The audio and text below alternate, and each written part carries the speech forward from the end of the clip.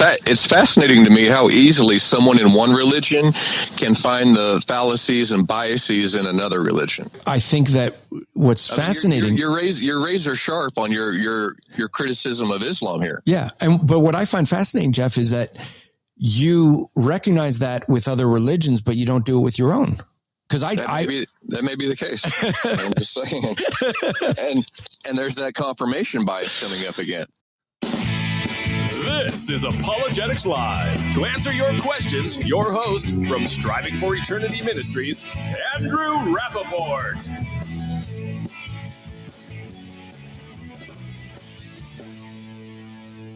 We are live, Apologetics Live, here to answer your most challenging questions that you have about God and the Bible.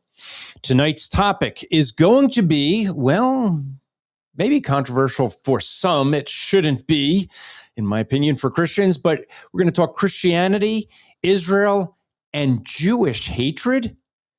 And yes, as it says in the title, a debate challenge for Joel Webbon. So we will discuss those issues tonight on Apologetics Live. I am your host, Andrew Rappaport of Striving for Eternity. I am the Executive Director of both Striving for Eternity and the Christian Podcast Community, of which this podcast is a member.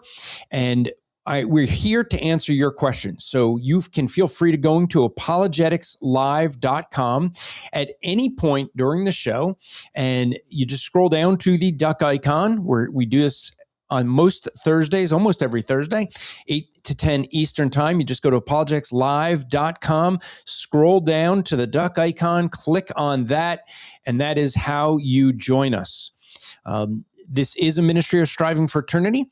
And as I say almost every week, I can answer any question that you have about God and the Bible. And if you think I can't, well, that's the challenge. You come on in, give me your hardest question. Just remember one thing. I don't know is a perfectly good answer.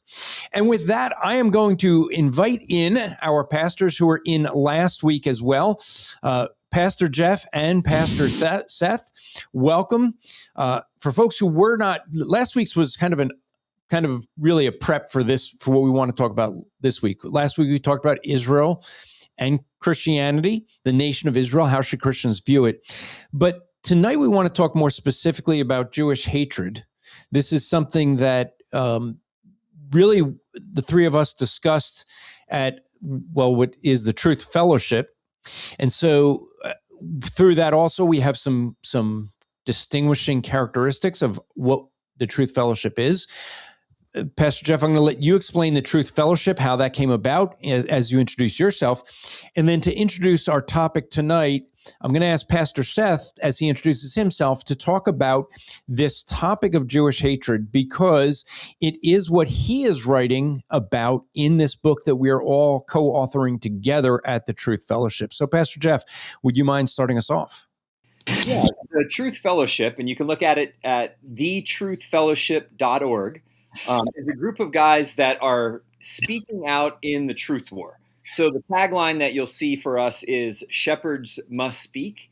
So many pastors are unwilling to speak out about cultural issues because it might be divisive. It might cause discord within their church. And so in order to grow the church and keep things kind of seeker sensitive, a lot of pastors will default to being quiet about those issues and not really speaking out on them. But our view is that truth rallies around, unity rallies around truth. So our priority is to put truth out as best we understand it. And we don't think we're infallible, but we want to handle the Word of God as best we can and be willing to say the hard things and trust God to bring unity. And that's really what's happened in the Truth Fellowship, but also in our local churches. We found amazing unity around the truth of God's Word. So thetruthfellowship.org, and it's just exciting to be a part of it. A lot of us are guys that just didn't really have a home any longer in the denomination. So for myself, the Evangelical Free Church kicked me to the curb because they said I was a Christian nationalist, and they thought that I had a bad attitude. So for that reason, they kicked me out of the denomination. But there were others. David Whitney also got the left foot of disfellowship, and some others from the Evangelical Free Church. But Seth here is not a free church, former free church pastor. I think his is a Baptist church, but a lot of us have found each other and we're standing together in the truth war. And we're excited to have Andrew Rappaport with us, as well as Russell Fuller, who was a professor at Southern Seminary, took a stand, signed the statement on social justice, and was summarily fired for his stand in the truth war. But he's with us now, so we thank God for him as well. Yeah, and that the statement on social justice in the gospel is, and Jeff, I don't know if you know some of the background, but there were 75 of us that wrote a letter to John MacArthur asking him to put his weight behind it as we were getting started with that. And then out of that, I think there were 19 that got together to form the initial statement. And then the rest of us, it was sent to us to add any updates, approvals. So then when, like some of the update, I had some updates, got revised, came back to us, we gave final approval. That's what went up on the website. And so, but Jeff, you let folks know a little bit of who you are, your church, where they could find you, and you could let them know. I mean, you know, the Evangelical Free had an open public discussion over your issues, right? And they said, let's have an open hearing so everyone can see what clearly is happening. Isn't that how that happened? Well, I wish it was. They did give me 90 seconds to defend myself at the national conference. And just recognizing that was really ridiculous, I basically used that as a prophetic moment to call them out for going to the Dodgers game that night, where the Sisters of Perpetual Indulgence had just done some disgusting dance mimicking Christ on the cross. So I just used that 90 seconds to call them out for supporting that. And not joining the Christian boycott against the Dodgers at that point. But anyway, so it was not a trial. It was not in any sense of like biblical justice. Yeah. Defend your entire ministry in 90 seconds. Go. Yeah. Right. That's exactly what it was. So where are you pastoring? You're pastoring in a great state of, oh wait, no, maybe it's not, but.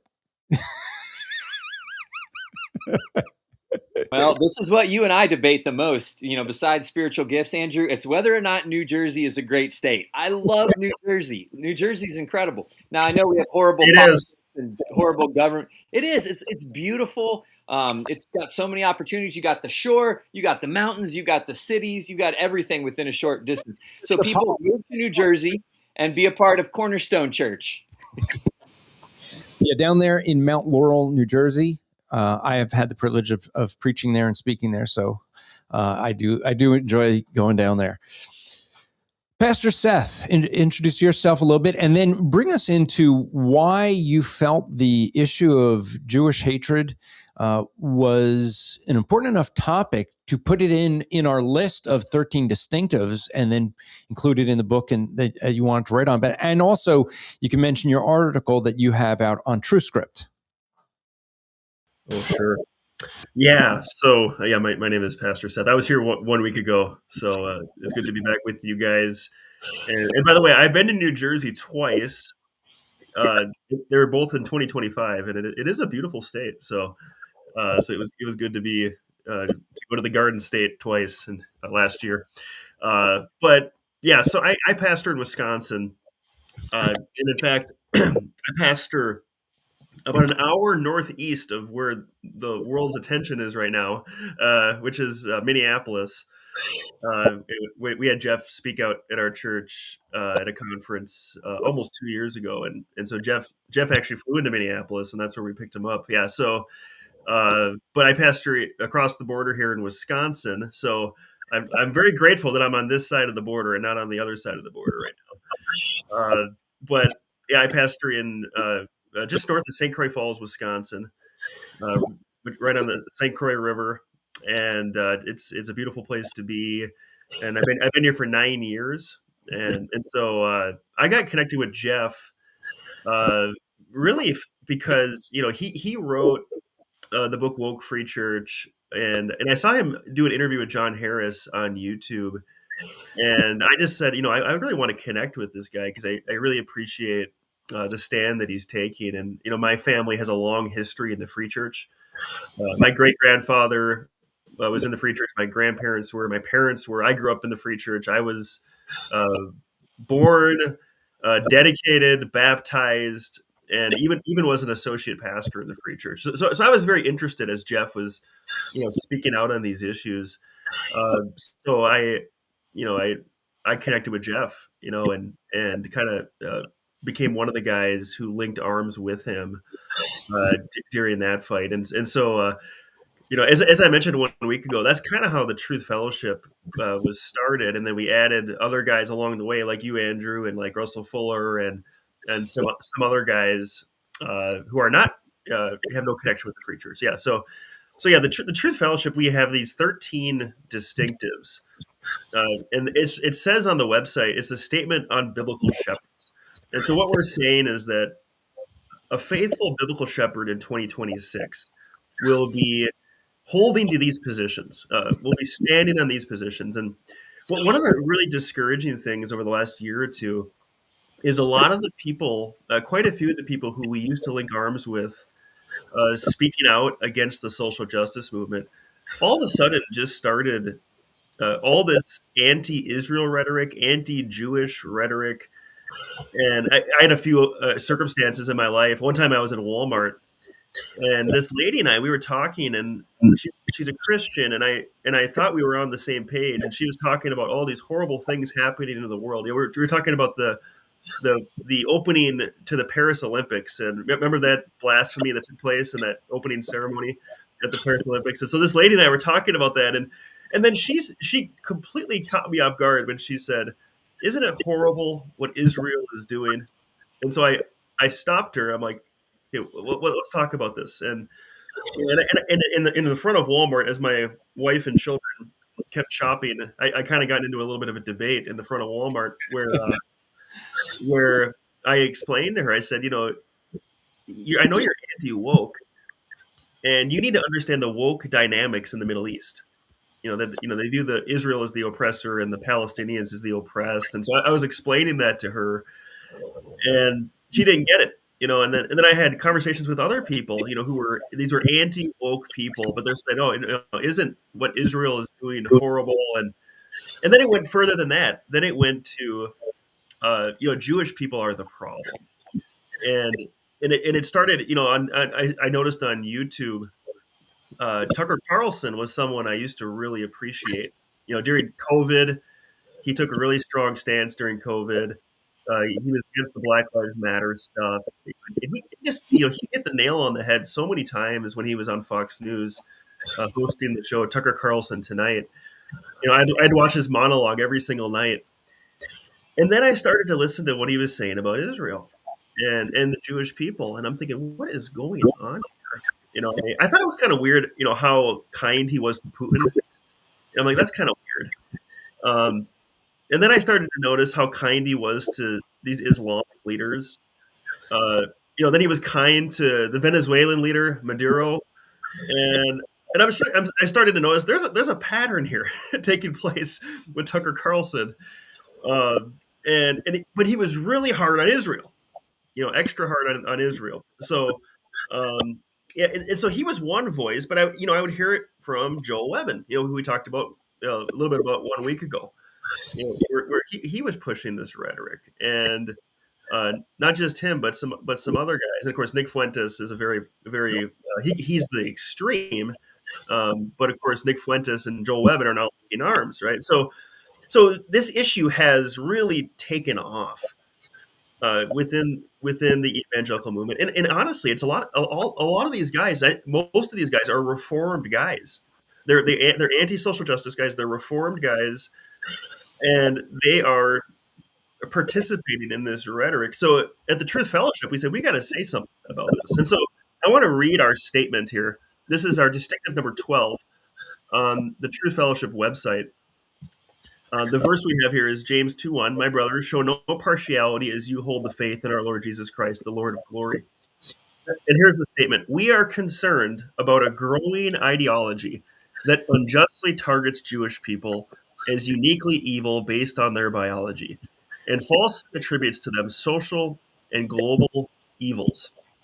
All right. So we understand that Jewish people, just like anybody else in the world, have done some very sinful things. Like George Soros, for example, is is Jewish.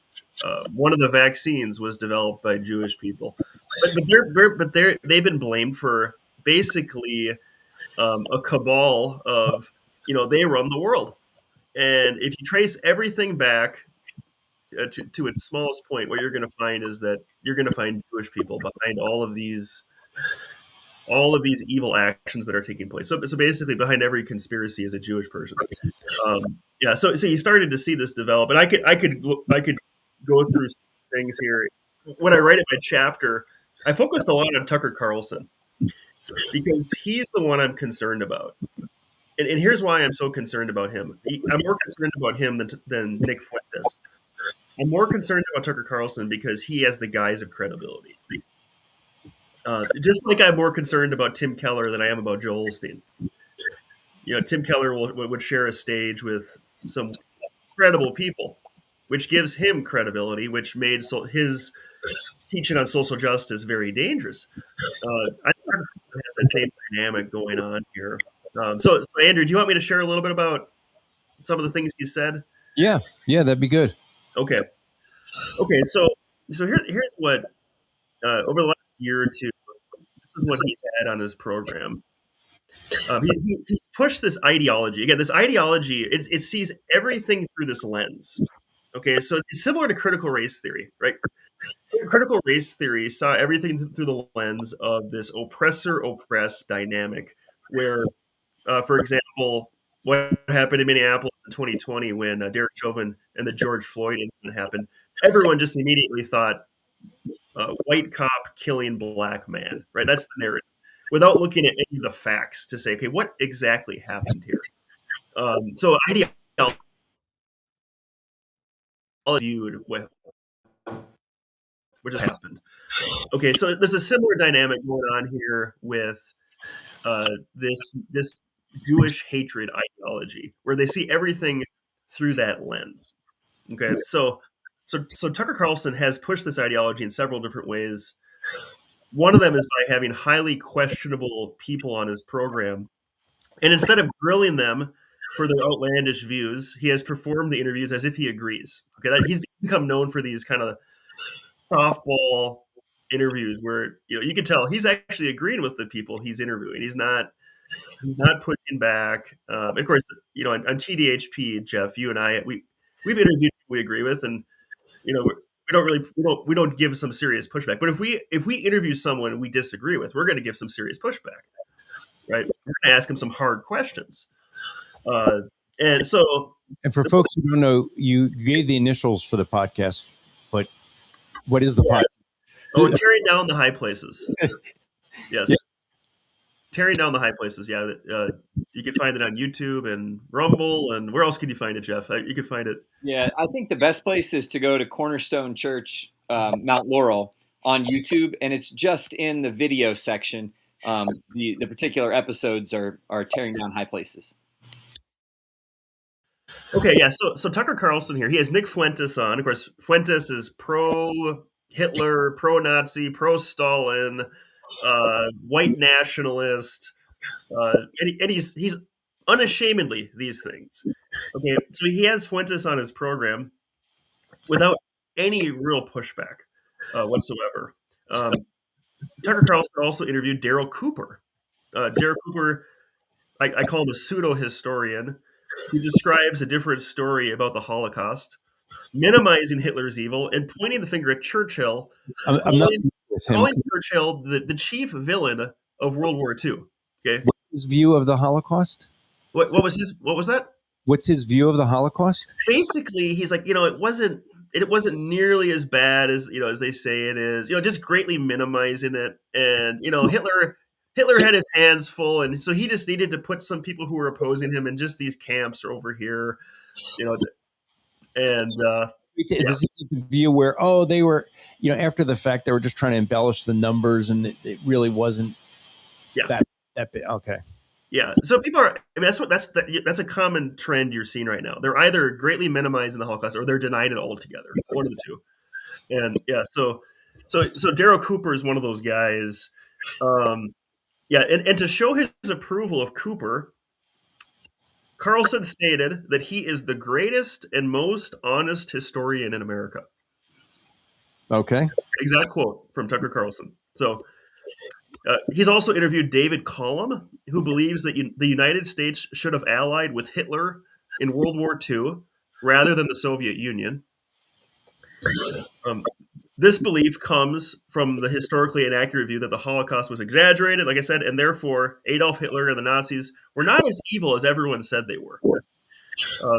But history, of course, tells the story from the survivors and those who discovered the horror that it is impossible to put into words the evil that took place in those concentration camps. In fact, that was Eisenhower visited the concentration camps after the war was over. And that's exactly what he said. He's like, there are not words in the English language to describe how horrible these camps were. And the people that were most targeted were the Jewish people in those concentration camps. Yeah. So I don't know if you realize, but that was one of the reasons that the Germans were marched through after the fact, the locals, so that they saw what they wanted. They were just ignoring, so that they wouldn't allow it to happen again, so that they would see the wickedness that was right under their nose that they let happen, to say, don't ever let it happen again. And I remember when Mark Spence, he was at Living Waters working on the film 180, he had told me one day, we were just on the phone talking, and he had a rough day at work because he was editing all the video footage that they were putting into 180. And he just said, he's like, I'm watching these people, you see them going into the concentration camps after the war's over, and they are like smiling and happy, and you see their faces when they're walking out, and you're seeing the horror that they now realize they saw. And he was like, it's just, what did they think was going on? They could smell the burning of human flesh, and they just justified it to themselves. Like, we couldn't really be doing that. Yeah, they can. Yep, that's right. Yeah. So anyway, let's continue with Tucker Carlson here. So Carlson has unashamedly promoted these people on his program.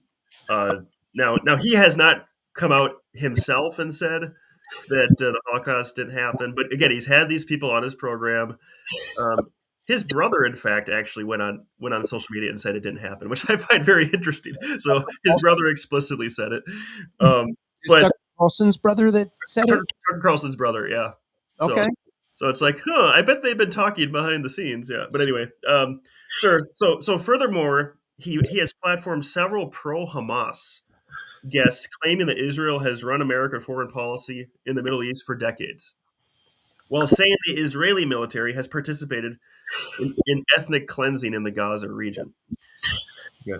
So in one of his newsletters, Carlson said this: unnamed Washington sources expressed concern over Israel's ability to fend off Iran's retaliation, which would inevitably lead to Benjamin Netanyahu ordering the American military to step in and fight on his country's behalf. Okay, so think about that statement. This statement tells us that the Jews are truly the ones in control. So Trump doesn't really run the United States military. Netanyahu runs the United States military. And it goes back to those Bush years, right? When they went into Iraq and Afghanistan. It's, really the United States has been fighting Israel's wars. That's the narrative that they're spreading. Okay. I gotta just interrupt and ask one logical question. Mm-hmm.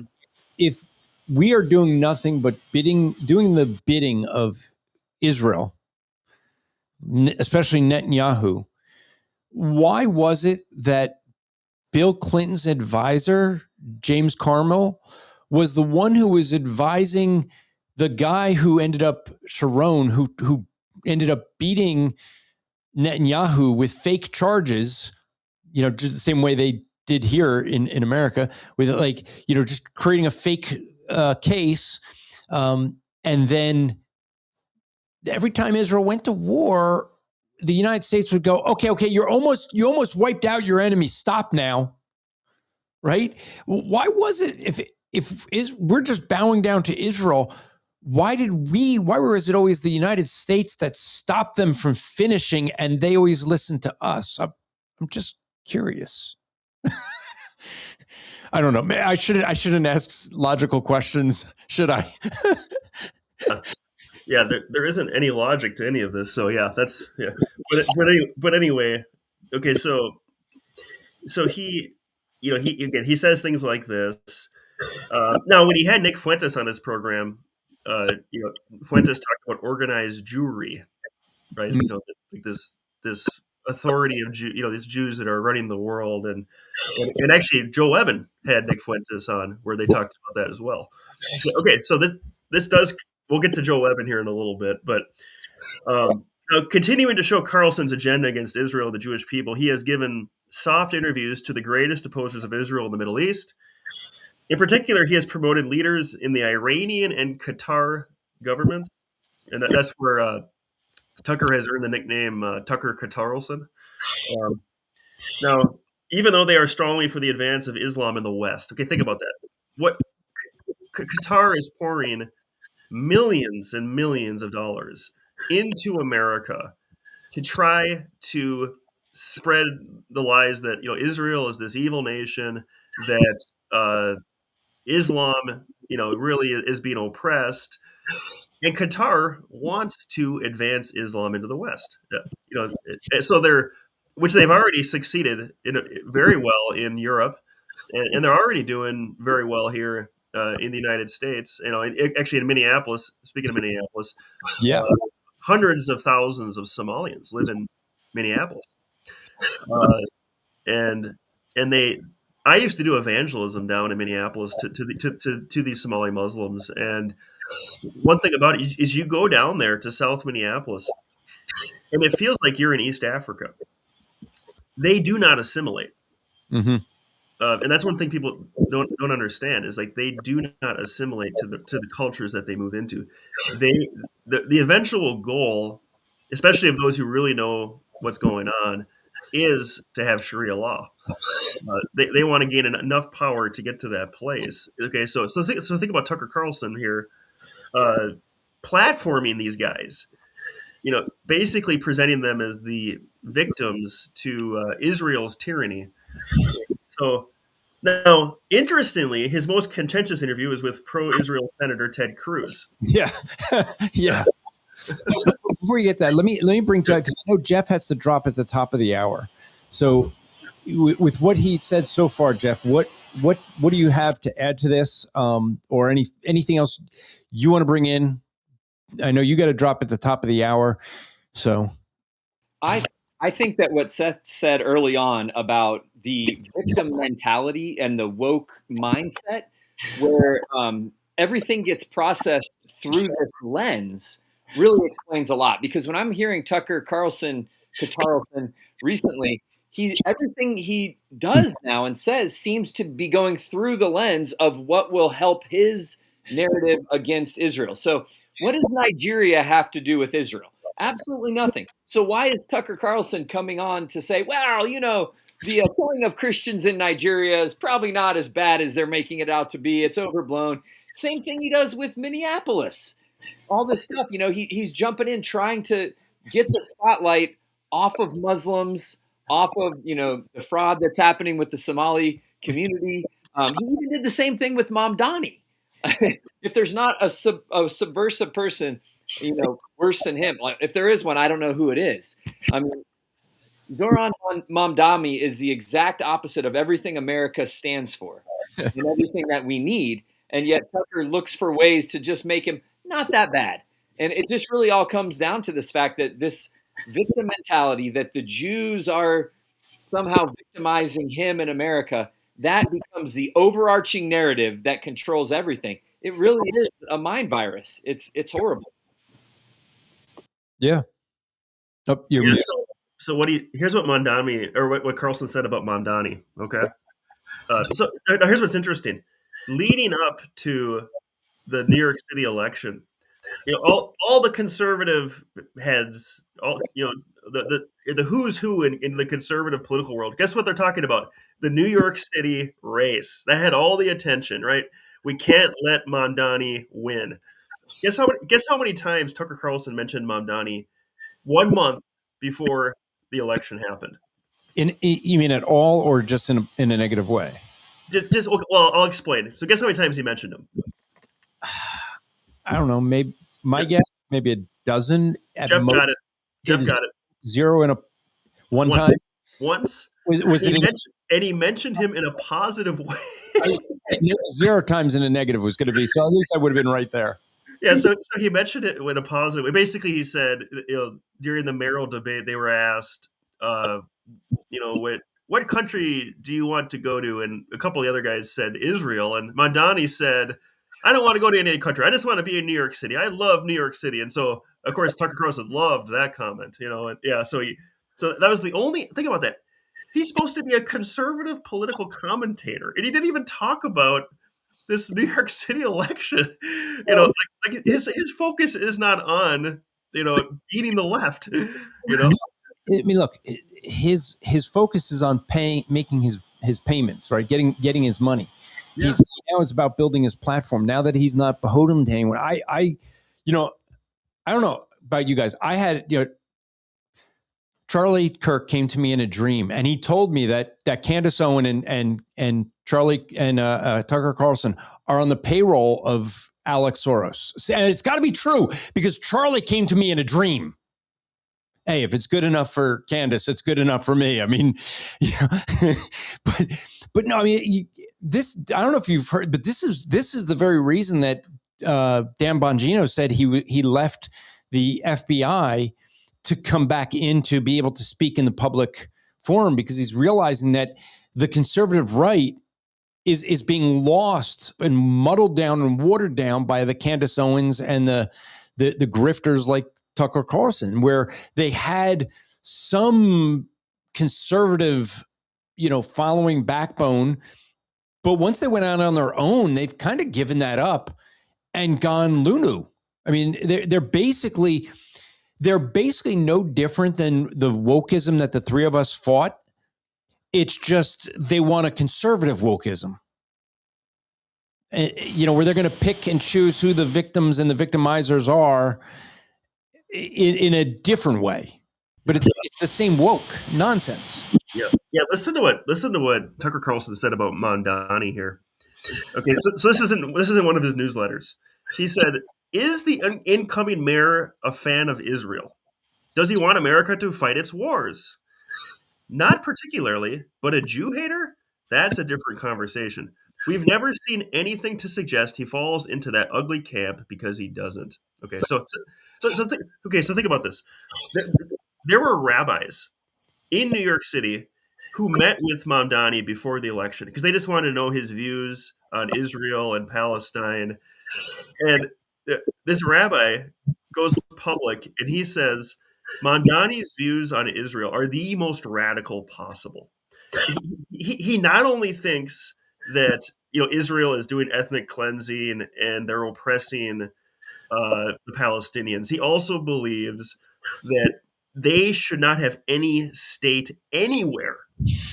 So to have a Jewish state should not even be on the table. Not in their homeland, not in Canada, not anywhere. So anyway, so Tucker Carlson says he's not a Jew hater. Yeah. No, Tucker Carlson he stated that Hamas is not a terrorist group, but a political organization. Okay.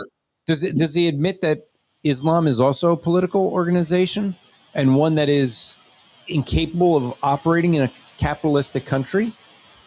Actually, here, Jesse says this in the comments. He said, Islam is unable, in all caps, unable to assimilate into American society because it's a political system. And look, I believe very strongly on freedom of religion in America. Okay, I support that. But Islam is not a religious system. It's a political one. And Tucker Carlson is a political analyst, right? Conservative one who should stand up for capitalism. And yet he's standing up for Islam. And he clearly, I mean, I'd love to sit down with Tucker Carlson for a couple of hours and explain to him what the Quran actually teaches about Islam and politics. because there is no room in Islam for any other view of government or religion other than Islam. It is their religion is a world dominance, and nobody complains about Islam being, an Islam nationalist, but that is what Islam is. There's no separation of church and state, or mosque and state. It is one and the same, and it is total domination. And yet they want to call out Christians. Oh, I was going to play a clip at the beginning just to see what you guys would think about it. But if you've seen the clip of the one woman who's basically saying that white Christian evangelicals are a cancer on America. And I put this out on X, and I said, like, Christians, this is what we're up against. I mean, these folks, they view us as a cancer. They don't see terrorists as the enemy. They don't see criminals as an enemy. They see Christians as an enemy. And they're going to partner with the Muslims who, if you understand Islam will work with you to destroy you. That's actually part that you see in the hadiths of the instruction. Work with the countries, but you're working with them only to destroy them. So it's okay to pretend like you're agreeing with them, lying all the time to defend the faith. Yeah. And that's of course the red-green alliance. That's the goal of it. They will. The green, of course, is Islam. The red is communism, and they will work with the communists, but they will not bow to the communists for sure. They want absolute authority. Yeah. So Tucker Carlson, he also minimized Sharia law. Again, you're noticing a pattern here. Mm-hmm. He seems to love these far right authoritarian leaders, right? Maduro, Putin, Iran. He has got a really soft spot in his heart for these guys. So let me ask you, because when he was with Fox News, clearly he was not that way. He would speak out against these type of leaders. So let me ask you, out of curiosity, your assessment. Do you think that Tucker always was this way, but kind of restrained because he was in a conservative circles with Fox News, and that's how he was? The way to stand out was to sound conservative, but he really never was? Or do you think that, I joked about it, or do you think there's someone that's paying his bills like the Southern Baptists have, where they're getting money from a Soros-funded organization and they're being, hey, we want this money to come in, okay, we'll placate the woke nonsense.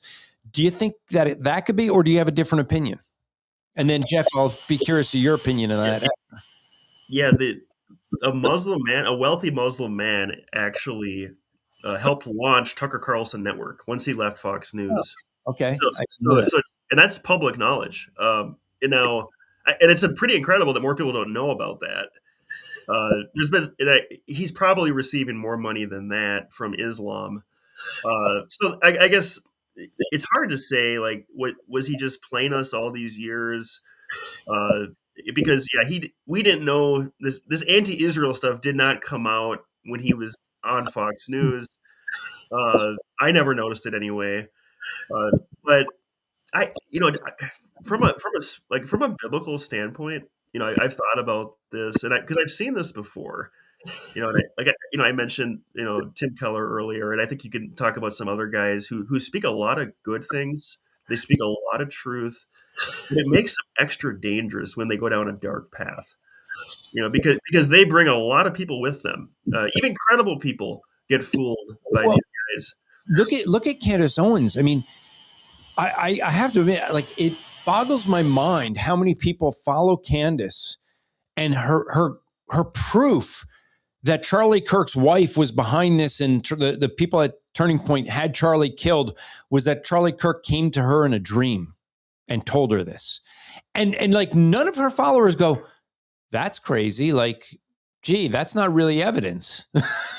Right. And now she's saying he was a time traveler, and that's how he knew he was going to die young. It's what? Like, at some point, people should be saying this is nonsense, but yet, I don't know. I think what it is, Seth, is that people followed them because they were saying conservative things. And I think what they feel is that if they were to say, well, no, they're nuts, then that's undermining everything else they believe and all their views of conservatism. I don't know. It's just my theory. So you think people are afraid to condemn them because of that? I think people are afraid to say that these guys are just crazy because they've so connected their conservatism to these people. So if they're wrong, their conservatism must be wrong.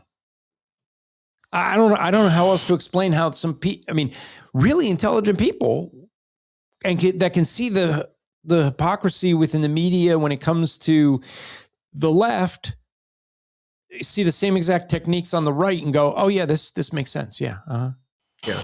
Yeah. As shepherds, we need to have discernment, and we need to spot wolves in sheep's clothing. Yeah. They say a lot of true things, but then they poison it, and then you realize, oh wait, this person's actually causing a lot of damage, right? And I would put Tucker Carlson in that category. Again, I think he's more dangerous than Candace Owens because, if you don't know that Candace Owens is crazy by now, you got issues. It should be pretty obvious at this point. But Tucker has a way of, almost, he's this old country, American boy that loves America, and he's the only one who really loves it. All these other people don't really love it. He kind of gives that off, and it's really dangerous. Yeah, go ahead, Jeff. Yeah. I don't think that the lion's share of the problem is financial. I don't think that Candace or Tucker are largely motivated by money. I do think it plays in, like everybody. There's some influence of, there's a financial gain here, and I think he does take Muslim money. But I think it's much deeper than that. I think it's very spiritual. Doctrines of demons. I do believe that there are winds and waves of doctrine that come over the land. Think back to like 2016 when QAnon just had so many intelligent people believing the whole thing hook, line, and sinker about, so many people that they would name, LeBron James and Tom Hanks and whoever else they can come up with. They're all drinking the blood of children to get an adrenaline rush and to increase the sexual pleasure and all. Like, they believed all of this without questioning. And the problem wasn't that they weren't intelligent. It was a demonic doctrine that swept through, which actually had its roots back in the Jewish blood libel. So it connects with what we're doing here, because of course the head of all these world cabals are people like the Rothschilds and all of that. But rather than proving it with evidence as the Bible would prescribe, it was done by conspiracy theory. And, I know a lot of the conspiracies turn out to be true, but we still have a biblical demand that we pursue justice by evidence. The whole process, due process, that is biblical. Proverbs 18:17. So what ends up happening, I think, is the end of Hebrews 5 says to train the powers of your discernment by constant practice. And there are a lot of Christian people or non-Christian people who haven't been in the Word, and they have been drifting away from God in their own hearts. They've been backsliding, and they're not spiritual right now. Their discernment, and so they're very liable to these things. And Tucker Carlson is that way. I think he probably genuinely had some encounter with God. I don't probably think he's saved, but he read the Bible for the first time in his life a couple years ago. He's in the spiritual war. He talks about this encounter he had with demons, where his back got scratched in the middle of the night, and he got tore up by a demon. So he's been in some kind of spiritual war. But when I listened to him at Turning Point USA, I heard his speech at the AmFest in December. And even before that, I heard him kind of fill in on Charlie Kirk's road show. I don't hear the sound of a fake. I think he is a genuine person who believes the things he's saying, and he thinks he's crusading for truth and justice and righteousness. The problem is he's so immature as a Christian, or he's not a believer, that he's actually been deceived by doctrines of demons, and he's not biblical enough to figure out where the lies are coming in. So he's like a crusader who's going for some goal that he has in mind. And I think it's truly a demonic wave that's sweeping over the country. So to answer that question that you first said, Andrew, I don't think back in the day when he was on Fox News, this was on his mind at all.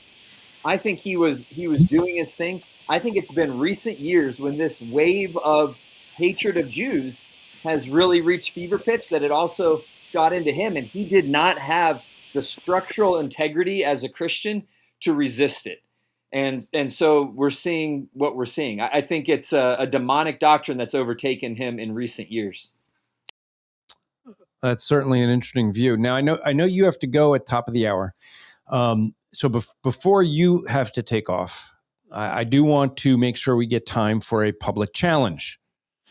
Both Pastor Jeff and Pastor Seth feel strongly enough about this topic, and what we're going to talk about, Pastor Seth is going to talk about the next hour, is specifically more so on Joel Webbon. But you guys have both agreed to be willing to debate Joel Webbon and another person that he would want in a 2-on-2 debate on the issue of Israel, or at least the Christian response to Israel. Is that true? Are you both willing to do such a debate? Yes, I would do it. Yeah, I'm 100% in on that. And we could even look at his book that he recently put out. So he's sort of thrown out his views in the hyphenated heresy. Joel Webbon has written a book on this. Plus, he's put so many things out publicly on his podcast.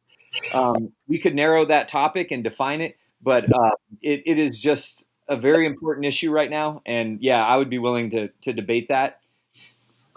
So the thing that I'm asking for this audience here is, if you could, those who either know Joel and his gang, or if you're willing to take this episode and tag them and with the debate challenge. We're looking to, and I'm going to be doing that as well. On X, where I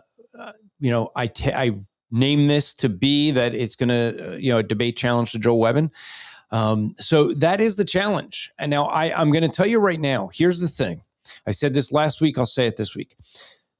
Joel Webbon doesn't want this debate because he prefers a monologue. He prefers to be in an area where he can monologue.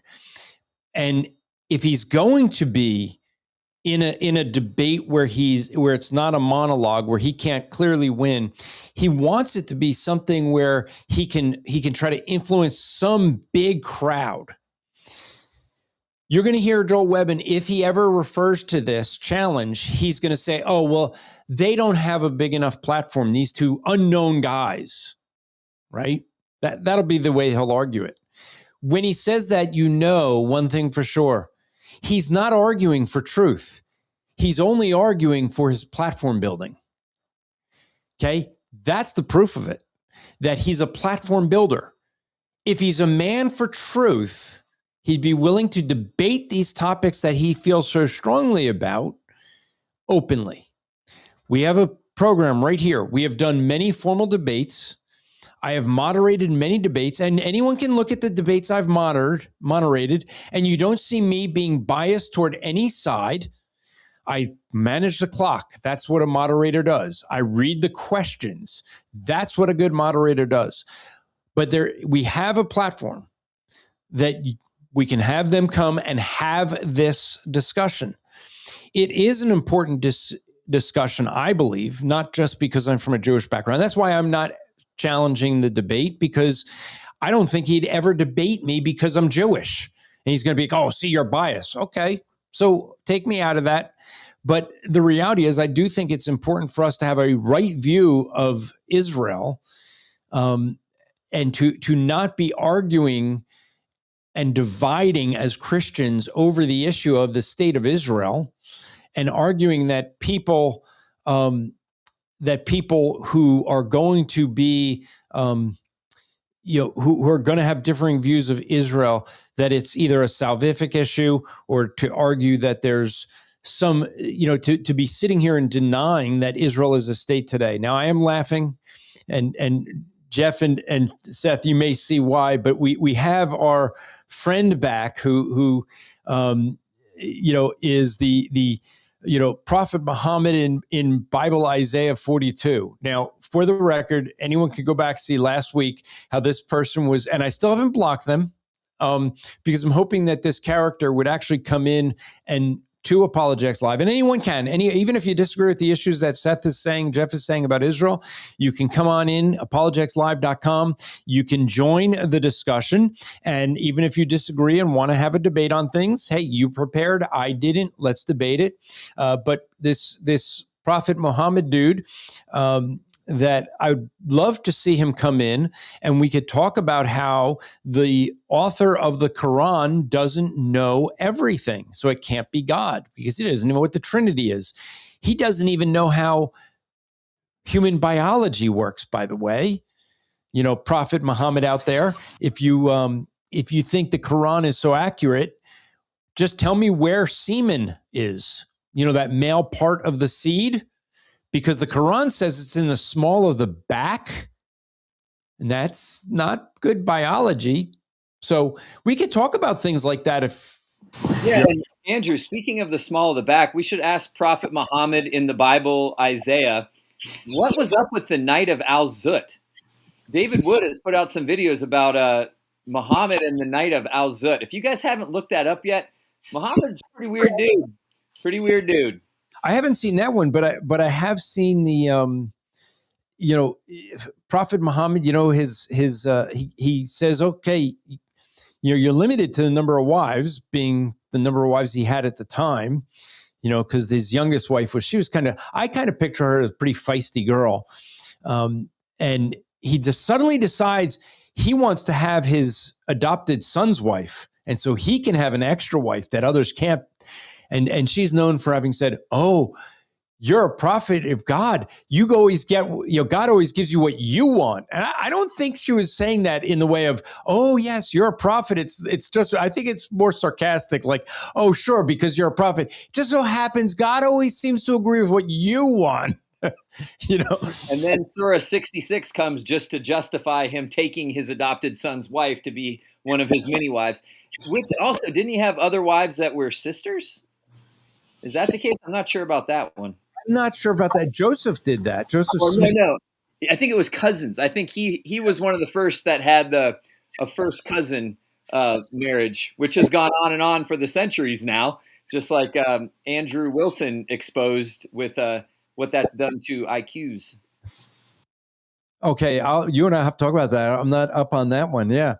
Because I got to tell you about this real quick. So Andrew Wilson debated some Daniel Hakikachu, this big Muslim Harvard-educated scholar, and all that Andrew Wilson did to prove his point was to harp on the point about first cousin marriage, and that some countries, the Muslim countries, will have like more than 50% of the people are marrying their first cousin, and it's plummeting the IQ of the entire nation. So it's keeping the country just in poverty. They can't compete with the Western nations because they've ruined their IQ by first cousin marriage.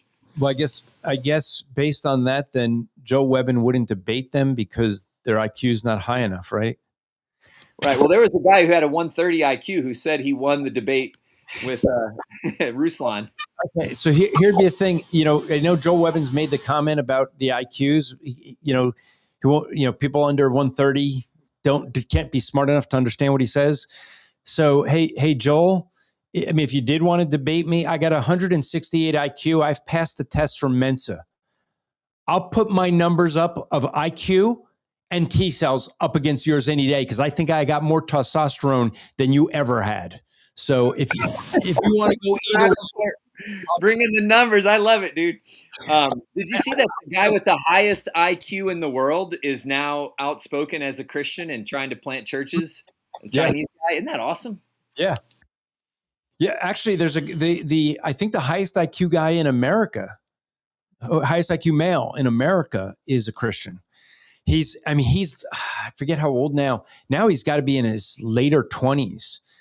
But I think he graduated with, I think, a PhD by 16 or 17. It was crazy. So, yeah. So that now you said that Joe Webbon would not debate a nobody, and I'm going to say that Jeff Cleaver is not a nobody. Okay, Joe Webbon will claim that because we are, but that's the whole thing. He'll make that claim to get out of it. Okay. I mean, I've heard this before. I heard would say that James White was a nobody and he wouldn't debate him because James White was a nobody. I'm like, James is pretty well known and has 200 formal debates. I think he's pretty well known on debate. Well, I just want to say, Jeff wrote Woke Free Church. Okay, so Joe Webbon was supposed to be this big anti-woke guy a few years ago, and he was in that crowd, and so Jeff's book Woke Free Church is one. It's one of the several really good books that were written in that time. You think about Vodi Baucham's book. Yeah, but Jeff wrote that one, "Fan the Flames," and that just I don't know. If you want a better position, it could have been a great book. Yeah.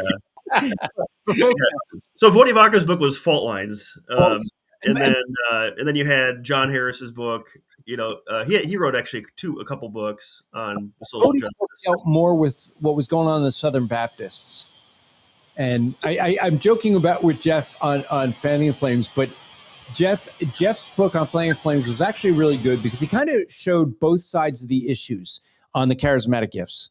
Okay. And I think, Jeff, I know, I hope I'm not embarrassing, but I think you tried to do a pretty decent job of saying, hey, let's be balanced here and give both positions to show where the issues are and kind of like, I don't know. I walked away from the book saying it seemed like you're trying to say, hey, let's not be fighting so much over these issues, but find out where we can find some agreement. Would that be fair? I think that's fair. And yeah, thank you for saying that. I'm not a cessationist, but I think in the book, I'm harder on the sensationalists than I am on the cessationists. Well, you'll be a cessationist in heaven, so don't worry about it. I just have to joke with him.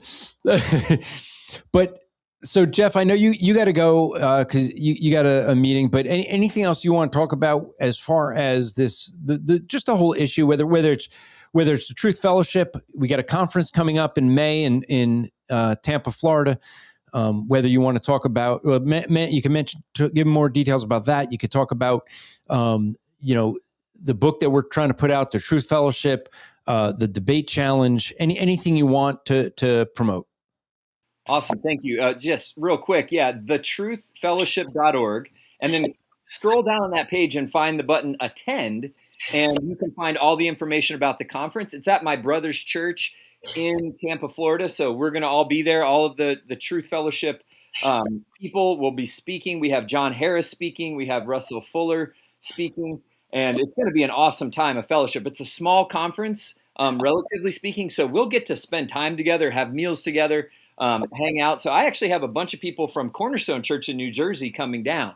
We're going to get a really big Airbnb and have a bunch of rooms and have our church down there with like a little retreat together. So yeah, come on out. It's May 1st, 2nd, and 3rd. The next thing is this debate challenge. I want to say something to Jordan Hall, who is the guy who, with Joel Webbon, wrote the book, The Hyphenated Heresy. Jordan, I consider you a friend. Jordan actually promoted some of my books when I put them out over the years, when he used to be with Pulpit and Pen back in the day. And I consider him a friend. I do think he's gone in a bad direction, a very bad direction, in the angle with the anti-Jew stuff with Joel Webbon. But I think Jordan would be the first to say that he and I are friendly towards one another. There's no animus. We can come at it and just be impartial and let the Bible do the speaking. Let the truth come out in that conversation. So I would appeal to him at that level of a friend. And then as far as, what was the third thing that I was supposed to promote, Andrew? Well, whatever you might want, your church, the Truth Fellowship, the conference. Yeah. Oh, and the book. It was the book. Yeah, we are writing a book. So the 12 guys that are kind of on the leadership council, I didn't really mean it to be 12. We're not trying to be like 12 apostles or something, but that's kind of what it's come to right now. We are each writing a chapter for a book that's going to come out and be available in May at the Truth Conference. And we'll probably call the book The Truth Fellowship, or maybe something else. We'll work on that between now and then. But the chapters have been written. We're editing them, and that book will be available. So for those of you who really want to speak into the culture and take a stand on not just the issue regarding Israel, but all of the conservative issues that we really need to be speaking up about: abolishing abortion, standing up against the LGBTQ indoctrination in the schools. We need pastors that are going to get involved in that. So, if you're anywhere near Cornerstone Church in Mount Laurel, New Jersey, maybe you're a South Jersey person or just across the bridge in Pennsylvania, we would love for you to come be a part of our church. We do things like go to the public libraries and stand up against the pornography that they're pushing in there. We've gone to like political meetings, town hall meetings. Andy Kim of the 3rd District of New Jersey, and we brought like 50, it's probably more like 80 people from Cornerstone and just confounded him in that meeting because he was trying to talk about abortion there. So we brought homeschool families that had 13 kids or 8, and the moms would just speak out about the value of each one of these individual lives. My son actually spoke up to Andy Kim about how abortion is murdering kids, and how do you know that one of those little babies wouldn't have grown up to be the next George Washington? And Andy Kim was literally just silent when I said that. But yeah, so we would just encourage people to come be a part of Cornerstone Church if you're anywhere near. So, and Andrew, thank you so much for having me on again. I'm sorry I do have to run. We thank you for coming on. So, I will say for folks, if you don't watch this live, I know the majority of people listen onto the podcast, but if you don't watch it live, you miss the chat. And I can't always put up everything in the chat, but we got I convinced another Muslim. See you, Jeff. Thanks for coming on. And so look, I'm not one. My English is bad, okay? My first language was BASIC. I moved on to Pascal, C, C++, Java, JavaScript, and many other computer languages. English wasn't one of them, but I can't even understand what this guy's saying. I think he's probably a Muslim or looking at the debates going on back and forth, but he's like, oh, anyways, can you prove following a religion and having a high IQ when the country says religion is true, especially if religion's book is full of contradictions, striving for eternity? I got to tell you, son, 67 FZ, I don't even know what you're saying. I'm sorry. I don't get it. But if you're asking how we can prove there's one religion is true over another, that I could do objectively. Okay. So Seth, let me just take a quick second to do this for this fella or maybe it's a girl, is the fact that there is an objective way to know that there's first off, there's only 2 religions in the entire world. There's man-made religion and divine religion. And that's it. There's nothing else. It's either made by God or made by man. And one thing we know about human beings, they always praise their own efforts. You see that throughout all of human history. So very simply, if you want to see the divine religion, look for the only religion that doesn't have human effort in getting right with God. So Catholicism, you get right with God by doing faith plus works. Modern Judaism, you get right with God by doing Torah, obeying the law. Islam, well, one good deed counts for 10 bad deeds. Buddhism and Hinduism, well, if you do good things in this life, you come back in a better next life. All of those things are works. Those are all human effort. Christianity is the only religion that says humans can't do anything to get right with God. God does it. Every other man-made religion is a system of morality because there's a list of do's and don'ts. It's based not on anything other than a religious system. Christianity is the only religion based on a person, a very specific person. A person who is truly God and truly man. And that becomes important because being truly God, he can pay a fine for more than one person and a fine that counts for all eternity. Because when you and I break God's law, because God is infinitely holy, that consequence is forever. So you need someone who's eternal to pay it, or you have to pay it for eternity. And so you need an eternal being who's also a human being to pay it for people. Christianity is the only religion that has that. By the way, that's also why Christianity is the only religion that can have a God that's truly just and truly merciful, because those two things are mutually exclusive. See, in Islam, they say, oh, Allah most merciful.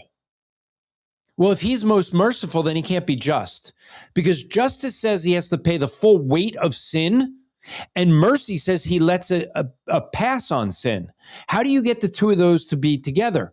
The only way you can get those two of those together is at the cross of Jesus Christ, where the full weight of sin was paid upon Jesus Christ at the cross, he being God. And because he paid the full punishment, justice, he can now offer mercy where we don't pay any of it because he paid it all. So the full weight of punishment was paid by Christ. No other religion has a God that can be both just and merciful. It's one or the other. And he was challenging, apologetic Jaws, because apologetic Jaws had said this: the Quran says the Bible has no contradictions because no one can corrupt the words of Allah. And yet he was saying that he's asking apologetic Jaws to prove that. That's actually what the Quran says. The Quran says you could trust the people of the book and you could trust the book. Now, the Quran later will say that the book's been corrupted, the Bible, but we have copies of the Bible that predate the Quran. Therefore, we know that the Quran that they had before that was written and after that was written is the same. And yet the Quran says you can trust it and not trust it. So which part of the Quran are we to trust? That's one that says you could trust the book or not trust the book. And for 76 FZ, I'll give the same challenge I gave to the other fella or woman, don't know. But if your writer of your Quran is God, then how come he doesn't know how to define the Trinity? Because the Quran defines the Trinity as the Father, the Mother, and the Son. No Christian calls Mary God. Not even the Catholics who give her divine attributes will say she's God. But the Quran does.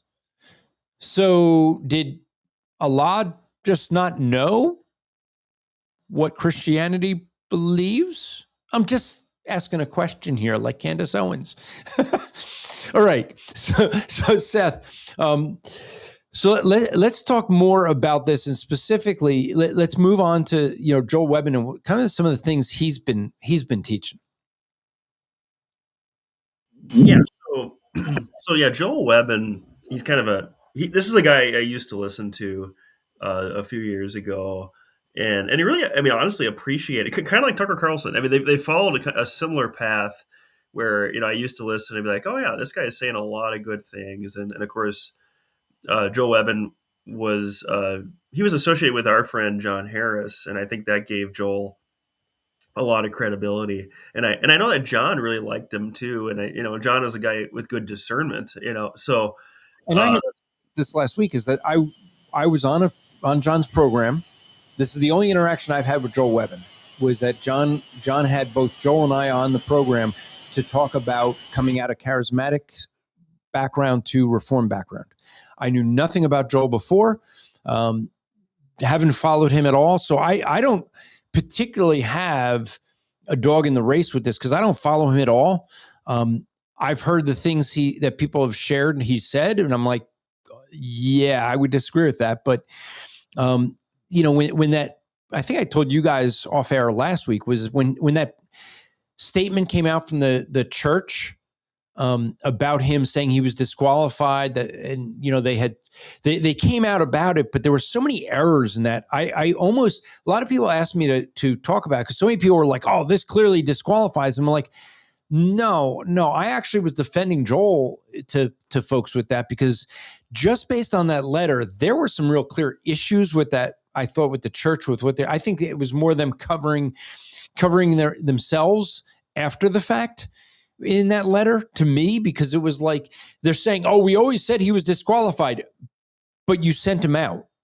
Like, you don't send a guy out that you say is disqualified, So I saw a lot of problems with that letter, and I thought just from the little bit that I had, I was defending Joel Webbon on that, even though I don't follow him and know him. But that's the complete of my interaction with him. So a lot of what you said to me was hearing it from you and going, okay, well, this is problematic. And yeah, there needs to be a debate on this. Yeah. I've never had I've never had any personal interaction with him.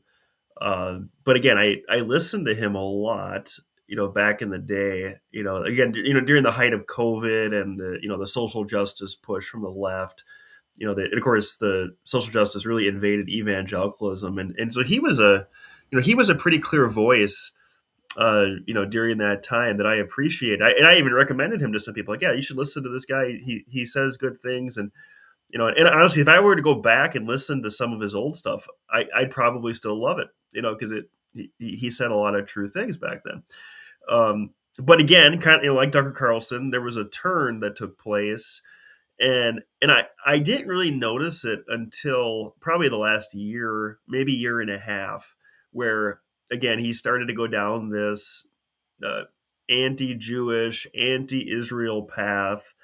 Let me give you an example here. He on his X account, what he said is this: back when the United States and Israel were sending missiles to Iran to take out their nuclear facilities, this is what he said: Israel did not attack Iran because Iran was about to attack Israel.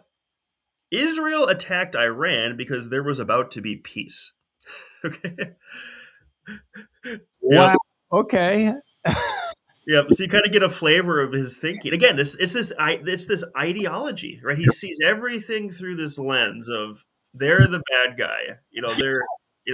Iran's really not that bad. It's Israel. They're the ones who want war. Is that why all the people are on the streets, like pulling off their burqas and protesting their government there? They so love the country and the mullahs, right? Yeah.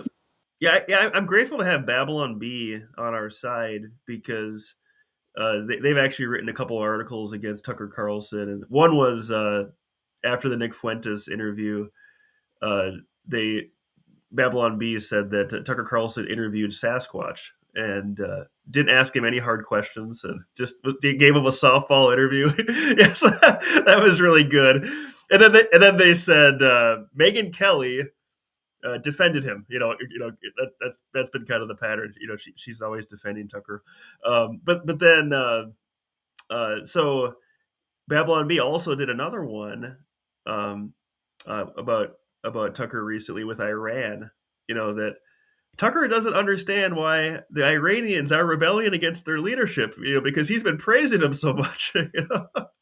So it's very interesting to see this. So anyway, so Webbon has followed, the same pattern here of, and of course, I had a conversation with John Harris, and I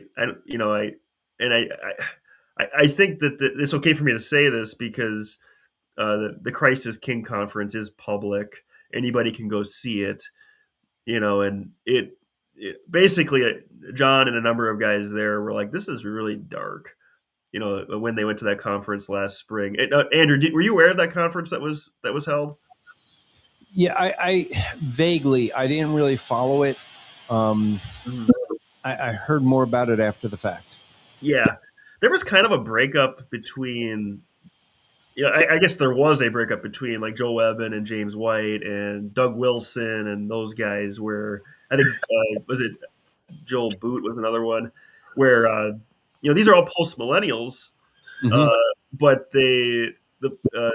James White and Doug Wilson and Boot all realized, oh, wait, he's really going down this white supremacy path, this Jewish hatred path. And they predicted back then that he was only going to get, some of the things he said concerned them, and they've only been proved right. As time has gone on, it's gotten worse and worse as it's gone on. Yeah. So yeah, I heard that, white supremacists were actually attending his church, and, right around the time he was holding the Christ is King conference. And then what happened was, as time went on, he hinted that, he's interested in possibly having Nick Fuentes come speak at a future conference. And then he did actually more than that. He did a 10-part. He's doing a 10-part interview with Nick Fuentes. Okay, and again, Yeah. if people don't understand who Nick Fuentes is, you probably do or I think a lot of people do at this point, because Tucker Carlson, of course, interviewed Nick Fuentes, and Well, I know yeah. Ben Shapiro speaks highly of him. Yeah, that's right. Yeah, yeah, and of course, Charlie Kirk, when he was still alive, He was not a fan. Oh no, yeah, Charlie Kirk called Nick Fuentes vermin, and he would not even debate him because he didn't want to give him the time of day. So Ben Shapiro and Charlie Kirk both, even in the interview that Joel Webbon had with Nick Fuentes, he highlighted those two guys as his greatest opposers in the conservative movement. This 10-part interview that Joel Webbon is doing with Nick Fuentes is, if anyone had any doubt, it's so crystal clear at this point what Joel Webbon is doing. I mean, he's, again, basically agreeing with most of what Nick Fuentes says. Now, here's what's crazy. If you listen to the first interview he does with Nick Fuentes, he says at the beginning, let's go back to 2015 or 2014, before anyone really took Donald Trump seriously. And, could you imagine being the guy who interviewed Donald Trump only to see his rise into power? So he compared Donald Trump before anyone knew he had a chance to Nick Fuentes, basically saying Joe Webbon is predicting that Nick Fuentes, he's either going to be the future president. I kid you not, he said this. He's either going to be the future president or the kingmaker, the one that all the hot candidates they're going to want his endorsement. Like what delusional world is he in to make such a comment? Does Nick Fuentes have any connections with anybody now? Yeah, I never actually heard about him until recently. So, I mean, maybe he had a following out there. Now it is interesting because one of the few things I have heard about him is the fact that most of his following initially was fake bots.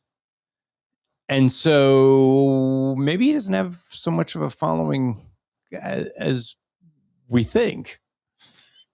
Well, it might be that, and it might be people in their parents' basement who just sit around and watch Nick Fuentes videos all day, and where he doesn't have nearly as big of an audience as all of them are in the chat right now.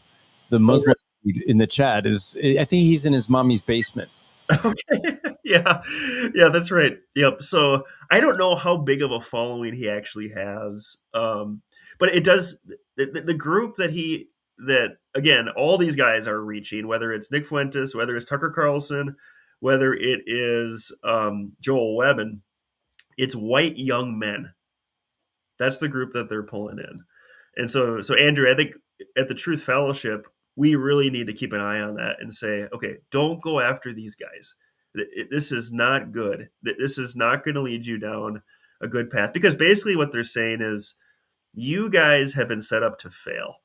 There's crippling debt. There's really no future for you because everything is working against you. The powers that be are working against you. So really the only response is just get really angry. Just get angry at these people. Blame the Jews, right? Blame the boomers.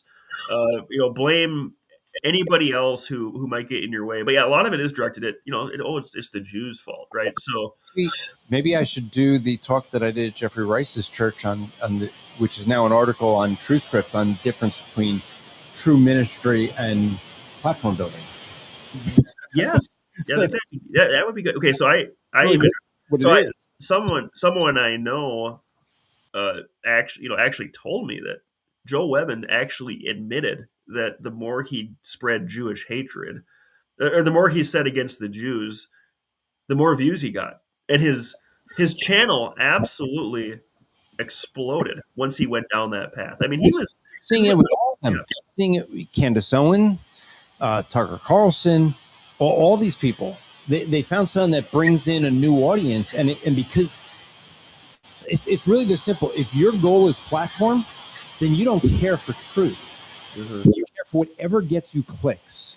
Mm-hmm. And if you care for truth, you're not going to have as big of a platform because you're going to basically alienate a whole lot of people that could be following you if you just say what they want to hear.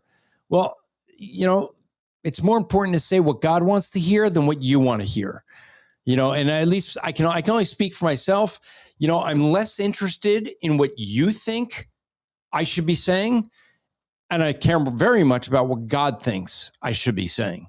And if you are in the boat where you're more concerned about what you think others will like to hear versus what God wants to hear, get out of all public ministry, public anything, please. Oh, sorry. Yep. That's right. And that's a huge problem in our day. Is there is this desire to do platform building, and I tell you what, Andrew, negative, right? I'm a local church pastor. I don't know where these guys get the time. I mean, I've had to do 2 funerals in the last 3 weeks. I got another couple of funerals coming up. I'm just thinking. I mean, just the pastoral care that needs to take place at a local church. I can get away for an hour or two talking to you. Seth, are you saying people are dying to get out of your church? Yeah. I hope not. No. Yeah, no. But it's just the reality of ministry, right? I mean, you're going to face crises. You're going to face all kinds of challenges. I mean, our call as pastors is to love the people, to preach the word faithfully, to defend the truth, and there's nothing in the Bible that says anything about growing an audience, right? Growing, whether in your church or on the internet. Now, I think healthy churches tend to grow. They tend to be vibrant. You see that. But that being said, we should not judge the success of our ministry based off of how many clicks we get, how many comments we get, how much money comes from that. I think in a lot of ways it's a curse. And I think any pastor out there listening to this, if nobody knows your name, don't be sad about that. It's important that Christ knows your name, that Christ knows what's going on in your ministry, that Christ is pleased with your ministry, right? And because I have so many concerns about Joe Webbon. One of them is the platform, like you said, the platform building. Another one is the Jewish hatred. But even just the, it's just obvious self-promotion. And that is the opposite of what pastoral ministry is supposed to be. I mean, we're supposed to be magnifying Christ. We're supposed to be, taking a bullet for people and, lay down our life as Christ did. Instead, it's, I chose this path in order to make a name for myself, right? I mean, that's what it's turned out to be for, I think, some guys. And it's sad for us to say that, but it's I think it's pretty obvious what's taking place here. But like you said, Andrew, if he is a man of the truth, debate us, right? And then we'll find out, right? Then at least the issues are out on the table, right? I mean, this is an important thing for us to be able to. If we're going to say we stand on the truth, then I had a lot of people who were against when I debated R.A. Fuentes. He was out in the Philippines. He challenged James White, myself, others, and he was like, "There's no Reformed person that'll debate me. I'll debate you." I did the debate. He still hasn't gotten over it. He still talks about me. I mean, it was funny because I proved he's a Calvinist, and he wanted to. And the issue he wanted to debate is that Calvinism is useless and dangerous. And yet he doesn't know Calvinism. And so James was like, yeah, you're not worth my time, because James is looking for formal debates that are going to be a good exchange of ideas, that are going to be he hopes meaty in the content, because as he's getting older, the debates are what's going to last, and people are going to be viewing and see the specifics of the issues. And that's what is good out of a good debate. I've had plenty of debates with people that you're like, I mean, I did a debate once with a guy on human secularism. He wanted to debate that human secularism is superior to Christianity. I am convinced, and so was the moderator, that the guy was playing video games while I was giving my opening statement and my rebuttals. Like, we came to the cross-examination, and he did a rebuttal. And I'm like messaging the moderator going, do I do the cross-examination or just a rebuttal? He goes, do a rebuttal, and then I'll explain to him the rules again. And so he never asked me any questions in the debate. He went back to another rebuttal. I'm like, I think this guy wants a monologue. And the key of a debate is cross-examination. But you see, if a person doesn't have a strong argument, they want to avoid cross-examination. I mean, a great example of that was when Matt Slick and Matt Dillahunty, Matt Slick and I came up with what we called the Dillahunty Dodge. Because what Dillahunty does is he's a professing atheist that when he wants to avoid, he just avoids having to deal with issues. He always puts everyone else on the defensive, and he never has to defend his arguments. So when he finally, and he was dodging Matt Slick in a debate. So when he finally said, fine, we'll do it. The one thing I said, Matt, he has to be on the defensive. So make him take a positive affirmation in the debate. So he did. He took the affirmation that Christianity, that human secularism is superior to Christianity. Same debate topic that I had done with that other guy.